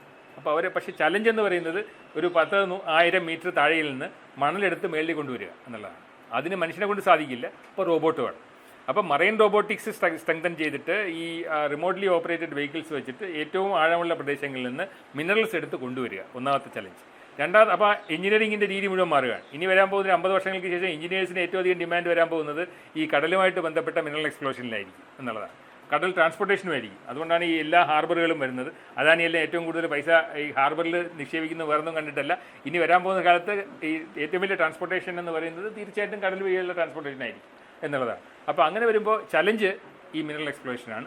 2 കാര്യങ്ങളാണ്. മിനറലിനെ എക്സ്പ്ലോയിറ്റ് ചെയ്യുക എന്നുള്ളത് മാത്രമല്ല, അതിനെ കൊണ്ടുവരിക, അതിന് റോബോട്ടിക്സ് വേണം. രണ്ടാമത് ഈ കൊണ്ടുവന്നു കഴിഞ്ഞാൽ അതിനെ പ്രോസസ്സ് ചെയ്യുക. ഈ പ്രോസസ്സും പുതിയൊരു സാങ്കേതിക വിദ്യ വേണ്ടി വരും. കാരണം നമ്മൾ കരയിൽ നിന്ന് ചെയ്തുകൊണ്ടിരുന്ന സാങ്കേതിക വിദ്യ വെച്ചിട്ടായിരിക്കില്ല മിനറൽ പ്രോസസ്സിങ് നടത്താൻ പോകുന്നത്. അപ്പോൾ ഈ ഒരു സാഹചര്യങ്ങളിൽ കടലിൻ്റെ ഒരു വിഭവ സ്രോതസ് എന്ന് പറയുന്നത് മാറുന്ന ഒരു സാഹചര്യത്തിലേക്ക് നമ്മൾ വരികയാണ് എന്നുള്ളതാണ്. ഇന്ത്യൻ ഗവൺമെൻറ് പുതിയൊരു പോളിസി കൊണ്ടുവന്നിട്ടുണ്ട്. കഴിഞ്ഞ വർഷമാണ്, 2 വർഷങ്ങൾക്ക് മുമ്പാണ് കൊണ്ടുവന്നത്, ഇന്ത്യയുടെ ബ്ലൂ എക്കോണമി പോളിസി. അപ്പോൾ ഈ ബ്ലൂ എക്കോണമി പോളിസിയിൽ ഒരുപാട് കാര്യങ്ങൾ പറയുന്നുണ്ട്. ഇനി വരാൻ പോകുന്ന കാലങ്ങളിൽ ഏറ്റവും അധികം ഗവൺമെൻറ് പൈസ ഇൻവെസ്റ്റ് ചെയ്യാൻ പോകുന്നൊരു മേഖല തീരപ്രദേശവും ഈ കടൽ വിഭവങ്ങളുമാണ്. ഗവൺമെൻറ്റിൻ്റെ ഇപ്പോഴത്തെ നമ്മുടെ സമുദ്ര വിഭവ കയറ്റുമതി എത്ര പേർക്ക് കൃത്യമായിട്ട് ധാരണയുണ്ടെന്നറിയില്ല. ഏതാണ്ട് 55,000 കോടിയാണ്. ഇന്ത്യയിൽ നിന്ന് കയറ്റി അയക്കുന്ന സമുദ്ര വിഭവങ്ങൾ 55,000 കോടിയാണ്. അപ്പോൾ അത് ഈ 2030 ആകുമ്പോൾ അത് 1,00,000 കോടിയാക്കുക എന്നുള്ളതാണ് ഗവൺമെൻറ്റിൻ്റെ മുന്നിലുള്ള ഒരു ചലഞ്ച്. അപ്പോൾ ഈ ബ്ലൂ എക്കോണമിയിൽ ഇത്രയധികം താല്പര്യം വരാനുള്ള കാരണം ഈ 55,000 കോടി രൂപ 2030 ആകുമ്പോൾ 1,00,000 കോടിയാക്കുക. അത് കൃഷിയിടത്തിന് പറ്റില്ല, വേറെ ഒരു ലൈഫ് സ്റ്റോക്കിന് പറ്റത്തില്ല, കൃഷിക്ക് പറ്റത്തില്ല. സ്വാഭാവികമായിട്ട് സമുദ്ര വിഭവങ്ങൾ എക്സ്പോർട്ട് ചെയ്യുന്നതിലേക്ക് കൊണ്ട് മാത്രം. കാരണം ഡിമാൻഡ് കൂടുതലാണ്, പ്രൈസും കൂടുതലാണ്. അപ്പോൾ അങ്ങനെ വരുമ്പോഴത്തേക്ക് ഇന്ത്യയിൽ നിന്ന് ഏറ്റവും അധികം ഈ ഉൽപ്പന്നങ്ങൾ കയറ്റുമതി ചെയ്യുന്ന ഒരു സംസ്ഥാനം ആന്ധ്രാപ്രദേശാണ്. ആന്ധ്രാപ്രദേശിൻ്റെ തീരപ്രദേശങ്ങളെല്ലാം തന്നെ മത്സ്യകൃഷിക്ക് വേണ്ടി ഉപയോഗിക്കുന്നുണ്ട്. ചെമ്മീനാണ് ഏറ്റവും വലിയ ഇന്ത്യയിലെ വരുമാന മാർഗ്ഗമെന്ന്. ചെമ്മീൻ കൃഷിയും അതിൻ്റെ കയറ്റുമതിയുമാണ്. അപ്പോൾ ആ രീതികൾ മാറുന്നുണ്ട്. പിന്നെ നമ്മൾ ഇപ്പോൾ നമ്മളൊരു പുതിയ മാർക്കറ്റിംഗ് ട്രെൻഡ് എന്ന് പറയുന്നത് ഏറ്റവും മോശമായ മത്സ്യത്തിനെ പോലും ഏറ്റവും നന്നായിട്ട് പ്രോസസ്സ് ചെയ്ത് വാല്യൂ ആഡഡ് പ്രോഡക്റ്റ് ആക്കിയിട്ട് വിൽക്കുക എന്നുള്ളതാണ്. അതിൽ നമ്മൾ ഉണക്കമീൻ വരും, മറ്റ് പ്രോസസ്സിംഗ് മെറ്റീരിയൽസ് വരും. ഇതിനെല്ലാം എക്സ്പോർട്ട് ചെയ്യാനുള്ള സാധ്യത വളരെ വ്യാപകമാണ്. ഒറ്റ ഒരു കാര്യം, നമുക്ക് മാർക്കറ്റിംഗ് സ്ട്രാറ്റജി നന്നാക്കണം. നമ്മൾ പ്രോസസ്സ് ചെയ്ത് കൊടുക്കുന്ന ഉൽപ്പന്നങ്ങളുടെ ക്വാളിറ്റിയും അതിൻ്റെ ഒരു നിലവാരവും ആൾക്കാർക്ക് എത്രയും പെട്ടെന്ന് വാങ്ങാനുള്ള രീതിയിലേക്ക് വാല്യൂ ആഡഡ് പ്രൊഡക്റ്റായിട്ട് കൺവേർട്ട് ചെയ്യുക എന്നുള്ളതാണ്. ഈ ചലഞ്ചുകളാണ് അടുത്ത 10 വർഷങ്ങളിൽ നമ്മൾ അഭിമുഖീകരിക്കേണ്ടത് എന്നുള്ളതാണ്, നമ്മൾ അറിയേണ്ടത് എന്നുള്ളതാണ്. അപ്പോൾ നമുക്ക് 2-3 സെക്ടേഴ്സാണ് ഈ വരുംകാലങ്ങളിൽ ഒരു സുസ്ഥിരത കൊണ്ടുവരേണ്ടതും നമ്മൾ സാധ്യതകൾ പരിശോധിക്കേണ്ടതും. ഒന്ന്, ഫിഷറീസിനകത്ത് വലിയ സാധ്യതയില്ല, ആഴക്കടലിൽ മാത്രമേ അവിടെ ഒരു സാധ്യതയുള്ളൂ. ആഴക്കടലിൽ എന്തുകൊണ്ട് ഗവൺമെൻറ് ഇൻവെസ്റ്റ് ചെയ്തില്ല എന്ന് പറഞ്ഞാൽ ആഴക്കടലിൽ ചിലവേറിയതാണ്. ആഴക്കടലിൽ പോയിട്ട് മീൻ പിടിച്ചുകൊണ്ട് വരിക എന്നുള്ള വലിയ ചിലവുള്ള കാര്യമാണ്. മീൻ കിട്ടിയില്ല എന്നുണ്ടെങ്കിൽ അത്രയധികം ഫിനാൻഷ്യൽ ലോസ് ആയിരിക്കും. ഇപ്പം തന്നെ നമുക്കറിയാവുന്ന കേരളത്തിലും തീരപ്രദേശങ്ങളിൽ നിന്ന് വലിയ ട്രോളറുമായിട്ട് കടലിൽ പോകുന്നവർ, ഒരാഴ്ച പോകുന്നവർ പെട്രോളിന് വേണ്ടി മാത്രം ചിലവാക്കുന്നത് 5 ലക്ഷം 6 ലക്ഷം രൂപയാണ്. അപ്പോൾ തിരിച്ചു വരുമ്പോൾ അവർക്കൊരു അതിനപ്പുറമുള്ളൊരു പൈസ കിട്ടിയില്ല എന്നുണ്ടെങ്കിൽ ഒരിക്കലും എക്കണോമിക്കലി വയബിൾ ആവില്ല എന്നുള്ളതാണ്. അതുകൊണ്ടാണ് ആഴക്കടൽ മത്സ്യബന്ധനത്തിന് ഇപ്പോഴും ആൾക്കാർ പോകാത്തത്. ഇതൊരു നേരിട്ടൊരു മത്സ്യത്തൊഴിലാളിക്കോ ഒരു ഗ്രൂപ്പിനോ ചെയ്യാൻ പറ്റുന്നൊരു കാര്യമല്ല. അത് എക്കണോമിക്കലി വയബിൾ ആകണമെന്നില്ല. നമുക്ക് സ്രോതസ്സുകൾ അറിയാം, പിന്നെ ഡിമാൻഡാണ്. ആഴക്കടൽ വിഭവങ്ങൾ ഡിമാൻഡ് ഇപ്പോൾ ഏറ്റവും കൂടുതൽ വരുന്നത് മത്സ്യ തീറ്റയ്ക്ക് വേണ്ടിയിട്ടാണ്. അപ്പോൾ അതിനുള്ള ഡിമാൻഡ് കൂടി വരുമ്പോൾ അത് നമുക്ക് ചെയ്യേണ്ടി വരും. മാരിടൈം ട്രാൻസ്പോർട്ടേഷൻ തീർച്ചയായിട്ടും മാറാം. ഇപ്പോൾ കൊച്ചിയിൽ നിന്ന് പുതിയ ക്രൂയിസ് കപ്പലുകൾ വരുന്നുണ്ട്, ഒരുപാട് പുതിയ കപ്പലുകൾ വരുന്നു. ഇനിയും ഒരുപാട് കപ്പലുകൾ വരും. അത് ഗതാഗതത്തിനുള്ള കപ്പലുകളും അധികം വിഴിഞ്ഞ ഹാർബർ ശരിയാകുന്നതോടുകൂടി തിരുവനന്തപുരം, കൊച്ചി അല്ലെങ്കിൽ കോഴിക്കോട് എന്നുള്ള രീതിയിൽ തീരദേശത്തുള്ള യാത്രയും കൂടി സുഗമമായി കഴിഞ്ഞാൽ ഈ ഡിമാൻഡുകളെല്ലാം നമുക്ക് കുറക്കാൻ പറ്റും. നമ്മൾ ഈ സിൽവർ ലൈൻ എന്നൊക്കെ പറഞ്ഞിട്ട് 1 ലക്ഷം കോടിയൊക്കെ ഇൻവെസ്റ്റ് ചെയ്യാൻ നിൽക്കുന്നത് എൻ്റെ ഒരു വലിയ ഒരു പ്രശ്നമെന്ന് പറയുന്നത് ഇത് നടക്കില്ല എന്നുള്ളതാണ്. കാരണം കേരളത്തിന് അതിനുള്ള സ്ഥലമില്ല, അത്രയും വിഭവങ്ങളില്ല. അപ്പോൾ നമുക്ക് അതേസമയം നമുക്ക് ഏറ്റവും ശക്തമായിട്ട് കൊണ്ടുവരാൻ കഴിയുക ഇൻലൻഡ് വാട്ടർ ട്രാൻസ്പോർട്ടേഷനാണ്, നമുക്ക് കോസ്റ്റൽ ട്രാൻസ്പോർട്ടേഷനാണെന്നുള്ളത് കാണാൻ കഴിയും. അപ്പോൾ അത് നമുക്ക് തീർച്ചയായിട്ടും നമുക്ക് ഉപയോഗിക്കാൻ കഴിയണം. അത് ഗവൺമെൻറ് ചെയ്യേണ്ട കാര്യമില്ല. പൊതു സംവിധാനത്തിലെ ഒരു ട്രാൻസ്പോർട്ട് കോർപ്പറേഷനെ പോലും നമുക്ക് വിജയകരമായിട്ട് കൊണ്ടുവരാൻ കഴിയാത്തൊരു സാഹചര്യത്തിൽ അത് പ്രൈവറ്റ് പബ്ലിക് പാർട്ണർഷിപ്പിൽ തന്നെ കൊണ്ടുവരാൻ കഴിയും. കാരണം കാലം മാറുകയാണ്. അപ്പോൾ ആ ഒരു രീതിയല്ല നമുക്കിനി ഒരു പുതിയ സംവിധാനം കൊണ്ടുവരാൻ കഴിയും. ലോകമെമ്പാടും അങ്ങനെയാണ് ചെയ്യുന്നത്. ലോകമെമ്പാടുള്ള ഇപ്പോൾ ഞങ്ങളിപ്പോൾ ഗ്രീസിൽ യാത്ര ചെയ്യുമ്പോൾ അവർ ചെയ്യുന്നത് അവരുടെ രാജ്യത്തിൻ്റെ പ്രധാനപ്പെട്ട വരുമാനം ടൂറിസമാണ്. അവർ ചെയ്യുന്ന 2-3 കാര്യങ്ങൾ കഴിഞ്ഞാൽ ടൂറിസം ചെറിയ ചെറിയ ഐലൻഡുകളിൽ ആൾക്കാർക്ക് ഹോം സ്റ്റേക്കുള്ള വകുപ്പ് ഉണ്ടാക്കുന്നു. വലിയ ഹോട്ടലുകളൊന്നുമില്ല. ചില ദ്വീപുകളിൽ ഗ്രീസിലാണെങ്കിൽ ഈ വാഹനങ്ങൾ ഓടിക്കാൻ സമ്മതിക്കില്ല. അവിടെയുള്ള ഒരേ ഒരു മോഡ് ഓഫ് ട്രാൻസ്പോർട്ടേഷൻ കഴിഞ്ഞാൽ ഹോഴ്സ് റൈഡിങ്ങാണ്. ഹോഴ്സിൻ്റെ പുറത്ത് മാത്രമേ യാത്ര ചെയ്യാൻ പറ്റുള്ളൂ. അപ്പോൾ അവിടെ അവർ സീറോ കാർബൺ എന്ന് പറയുന്നൊരു കൺസെപ്റ്റിലേക്ക് വരിക. അപ്പോൾ ആ സാധ്യത നമുക്ക് ഉപയോഗിക്കാം. ഇനി ലോകമെമ്പാടും ഏറ്റവും അധികം ചിലവുള്ളത് സമുദ്ര മത്സ്യവിഭവങ്ങൾക്കാണ്. ഇത്രയധികം സമുദ്ര മത്സ്യവിഭവങ്ങൾ ചീപ്പായിട്ട് കിട്ടുന്ന ഒരു രാജ്യം ലോകത്ത് എവിടെയില്ല എന്നുള്ളതാണ്. അപ്പം നമുക്ക് ക്യാഷ് ചെയ്യാൻ പറ്റുന്നത് നമ്മുടെ ഭക്ഷ്യവിഭവങ്ങളാണ്, നമ്മുടെ പ്രകൃതിയാണ്, നമ്മുടെ പ്രകൃതി സമ്പത്താണ്. അത് എങ്ങനെ നമുക്ക് റെസ്പോൺസിബിൾ ടൂറിസമായിട്ട് മാറ്റാൻ കഴിയുമെന്നുള്ളതാണ് വരുന്ന കാലങ്ങളിലെ ഏറ്റവും വലിയ ചലഞ്ച് എന്ന് പറയേണ്ടത്. റിന്യൂവബിൾ എനർജി നമ്മൾ ടാപ്പ് ചെയ്ത് തുടങ്ങിയിട്ടില്ല. വലിയൊരു സാധ്യതയാണ് ഇന്ത്യക്ക് മുമ്പിൽ ഉള്ളത് എന്നുള്ളതാണ്. ടൂറിസവും റിക്രിയേഷനും നമ്മൾ ആ ധാരണ മാറ്റുക. ഇന്ത്യയിലെ ഏറ്റവും വലിയ ഭൗതിക സാഹചര്യങ്ങളല്ല നമുക്ക് വേണ്ടത്, ഉള്ള സ്ഥലങ്ങളെ വൃത്തിയായിട്ട് വെക്കുക എന്നുള്ളതാണ്. ഇതാണ് നമ്മൾ ചെയ്യാത്തൊരു കാര്യം. വിദേശ സഞ്ചാരികൾ, ഇന്ത്യയിൽ വരുന്ന വിദേശ സഞ്ചാരികളിൽ 80% പേരും വിദേശ രാജ്യങ്ങളിലെ സാധാരണക്കാരാണ്. അവർക്ക് വലിയ 5 സ്റ്റാർ ഹോട്ടലൊന്നും അല്ല ആവശ്യം. അവർക്ക് ഏറ്റവും നീറ്റായിട്ടുള്ള ഒരു ഹോം സ്റ്റേ അല്ലെങ്കിൽ പ്രാദേശികമായിട്ടുള്ള ഒരു താമസിക്കാനുള്ള സംവിധാനം, ഇൻ്റർനെറ്റ് സൗകര്യം, ട്രാൻസ്പോർട്ടേഷൻ സൗകര്യം ഇത്രയും ഏർപ്പെടുത്തി കഴിഞ്ഞാൽ വിദേശ സഞ്ചാരികൾക്ക് ഇവിടെ എത്തിക്കൊള്ളൂ എന്നുള്ളതാണ്. അപ്പോൾ അതുകൊണ്ട് കുറച്ചും കൂടെ ഉത്തരവാദിത്ത ടൂറിസം, നമ്മുടെ സംസ്കാരം, നമ്മുടെ ഭക്ഷണം, ഇതൊക്കെയാണ് നമ്മുടെ വിൽപ്പനയ്ക്ക് വെക്കേണ്ടത് എന്നുള്ളതാണ് ഏറ്റവും വലിയ ഒരു മാറ്റം നമ്മൾ ഈ മേഖലയിൽ പ്രതീക്ഷിക്കേണ്ടത് എന്നുള്ളതാണ്. പിന്നെ ഏറ്റവും വലിയ സാധ്യത വീണ്ടും ഉള്ളത് ബയോടെക്നോളജിയാണ്. നമ്മളിതിന് ബ്ലൂ ബയോടെക്നോളജി എന്നാണ്. അതായത് സിന്തറ്റിക് ബയോളജിയുടെ കാലഘട്ടമാണ്. നമുക്ക് ഏറ്റവും അധികം ജീവൻ രക്ഷാ ഔഷധങ്ങൾ കഴിഞ്ഞൊരു 10 വർഷങ്ങളിൽ വന്നിരിക്കുന്നത് മുഴുവൻ ഏറ്റവും നല്ലൊരു ശതമാനം സമുദ്ര ജീവികളെ അടിസ്ഥാനമാക്കിയിട്ടാണ്, പ്രത്യേകിച്ചും ഡീപ് സീ ജീവികളെ അടിസ്ഥാനമാക്കിയിട്ടാണ്. ഒരുപാട് ഉൽപ്പന്നങ്ങൾ വരുന്നുണ്ട്. അപ്പോൾ അതിനൊരു അപാരമായ സാധ്യതയാണുള്ളത്. ഈ സാധ്യത നമുക്ക് എങ്ങനെ ഉപയോഗപ്പെടുത്താൻ കഴിയും എന്നുള്ളതാണ് നമ്മൾ ചിന്തിക്കേണ്ടത്. ഗവൺമെൻറ് ഒരുപാട് ഇൻവെസ്റ്റ് ചെയ്യുന്നുണ്ട്. പ്രത്യേകിച്ച് NIOT പോലുള്ള സ്ഥാപനങ്ങൾ, NIO പോലുള്ള സ്ഥാപനങ്ങൾ ആഴക്കടൽ ഖനനത്തിന് വേണ്ടിയിട്ട് പ്രത്യേകം തയ്യാറെടുപ്പ് നടത്തുന്നുണ്ട്. പക്ഷേ അത് നമുക്ക് രാജ്യത്തിന് മാത്രമായിട്ട് ചെയ്യാൻ പറ്റില്ല. അത് മറ്റു രാജ്യങ്ങളുമായിട്ട് കൂടിച്ചേർന്നുള്ള ഗവേഷണ പദ്ധതികളോടുകൂടി ഈ മേഖലയിൽ നമുക്ക് ആധിപത്യം സ്ഥാപിക്കാനായിട്ട് കഴിയും, പ്രത്യേകിച്ചും മിനറൽ എക്സ്പ്ലോയിറ്റേഷൻ്റെ കേസിൽ. പിന്നെ ഒരുപാട് ഇന്നൊവേഷൻസ് വരണം. ഇപ്പോഴും ഗവൺമെൻറ് ഏറ്റവും കുറച്ച് സാമ്പത്തിക സഹായം നൽകുന്നത് മറൈൻ ഗവേഷണത്തിനാണ്, മറൈൻ റിസർച്ചിനാണ്. അപ്പോൾ തീർച്ചയായിട്ടും ഈ സാധ്യത മുന്നിൽ കണ്ടിട്ട് അതിനുള്ള ഇന്നൊവേഷൻസ്, സ്റ്റാർട്ടപ്പ്, ഇപ്പോൾ കേരളത്തിൽ, ഇന്ത്യയിലുള്ള സ്റ്റാർട്ടപ്പുകളിൽ 1% പോലും ഇല്ല കടലുമായിട്ട് ബന്ധപ്പെട്ട സ്റ്റാർട്ടപ്പുകൾ. 1% പോലും ഇല്ല. അതിൻ്റെ അർത്ഥം ഒരുപാട് സാധ്യതകളാണ്, ഒരുപാട് ഇന്നോവേഷനുള്ള സാധ്യതയുണ്ടാണ്. മരുന്നുകൾ, ഉൽപ്പന്നങ്ങൾ, പ്രത്യേകിച്ചും വാല്യൂ ആഡഡ് പ്രൊഡക്റ്റുകൾ. അപ്പോൾ അതിനകത്തൊക്കെ ഒരുപാട് സാധ്യതകൾ, ഇന്നോവേഷൻ സാധ്യതകളുള്ളത് സ്റ്റാർട്ടപ്പുകൾക്കും അതുപോലെയുള്ള MSMEസിനുമാണ്. ആ സാധ്യത ഉപയോഗിക്കണം. പിന്നെ ഉള്ളത് നമുക്ക് ഒരു ഇൻ്റർനാഷണൽ ഗവേണൻസും കൊളാബറേഷനുമാണ്.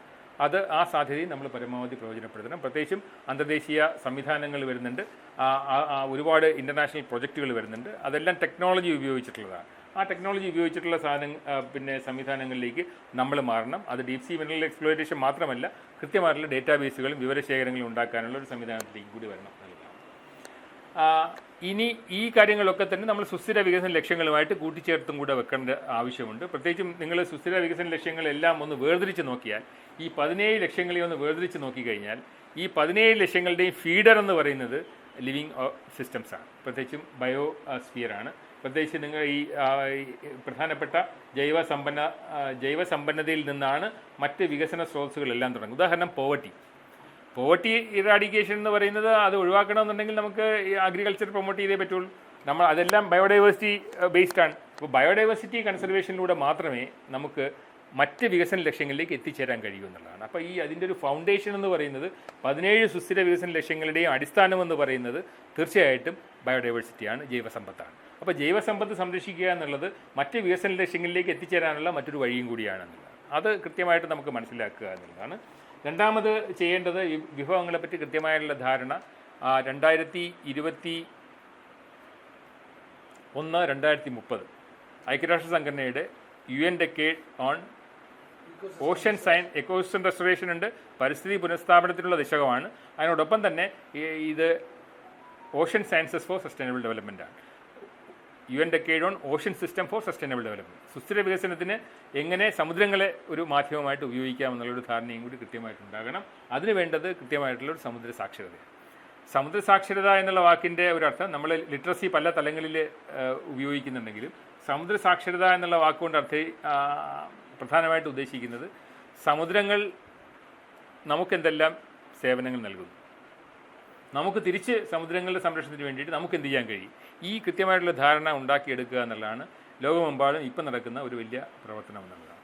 അതിന് വിഭവങ്ങളുടെ സുസ്ഥിരത, അതുപോലെ തന്നെ സമുദ്രങ്ങളുടെ നമ്മൾ ബ്ലൂ എക്കോണമി എന്നുള്ളൊരു മാത്രം ശ്രദ്ധിക്കാതെ, ബ്ലൂ എക്കോണമി വേണ്ടതാണ്. ബ്ലൂ എക്കോണമിയിലെ ഉദ്ദേശ ലക്ഷ്യങ്ങളുടെ അടിസ്ഥാനം എന്ന് പറയുന്നത് വിഭവങ്ങളുടെ സുസ്ഥിരമായ ഉപയോഗമാണെന്നുള്ളതാണ്. അപ്പോൾ അത്ര സുസ്ഥിരതയിലേക്ക് കൂടിയുള്ളൊരു യാത്രയും കൂടി സമുദ്ര സാക്ഷരതയിൽ സന്നിവേശിപ്പിക്കുമ്പോഴാണ് സമുദ്രം എന്താണെന്ന് നമുക്ക് മനസ്സിലാക്കുന്നത്, സമുദ്ര വിഭവങ്ങൾ എങ്ങനെ ഉപയോഗിക്കാൻ കഴിയുമെന്നുള്ളത് നമുക്ക് മനസ്സിലാകുന്നത്, എങ്ങനെയാണ് സമുദ്രങ്ങൾ ഭാവിയിലേക്ക് മനുഷ്യൻ്റെ ജീവിതത്തിന്, വികസനത്തിന്, സമൂഹത്തിൻ്റെ സുരക്ഷയ്ക്ക്, ഭക്ഷ്യസുരക്ഷ, ഇങ്ങനെയെല്ലാം മുതൽക്കൂട്ടാകുന്നത് തിരിച്ചറിവുണ്ടാകുന്നത്. ആ തിരിച്ചറിവാകണം ഇനിയുള്ള കാലങ്ങളിൽ നമുക്ക്, ആ തിരിച്ചറിവിൽ നിന്ന് വേണം ഇനിയുള്ള കാലങ്ങളിൽ സുസ്ഥിരതയുമായിട്ട് ബന്ധപ്പെട്ട പ്രവർത്തനങ്ങൾ നമ്മൾ രൂപീകരിക്കുക എന്നുള്ളത് ആണ് എനിക്ക് ഈ അവസരത്തിൽ പറയാനുള്ളത്.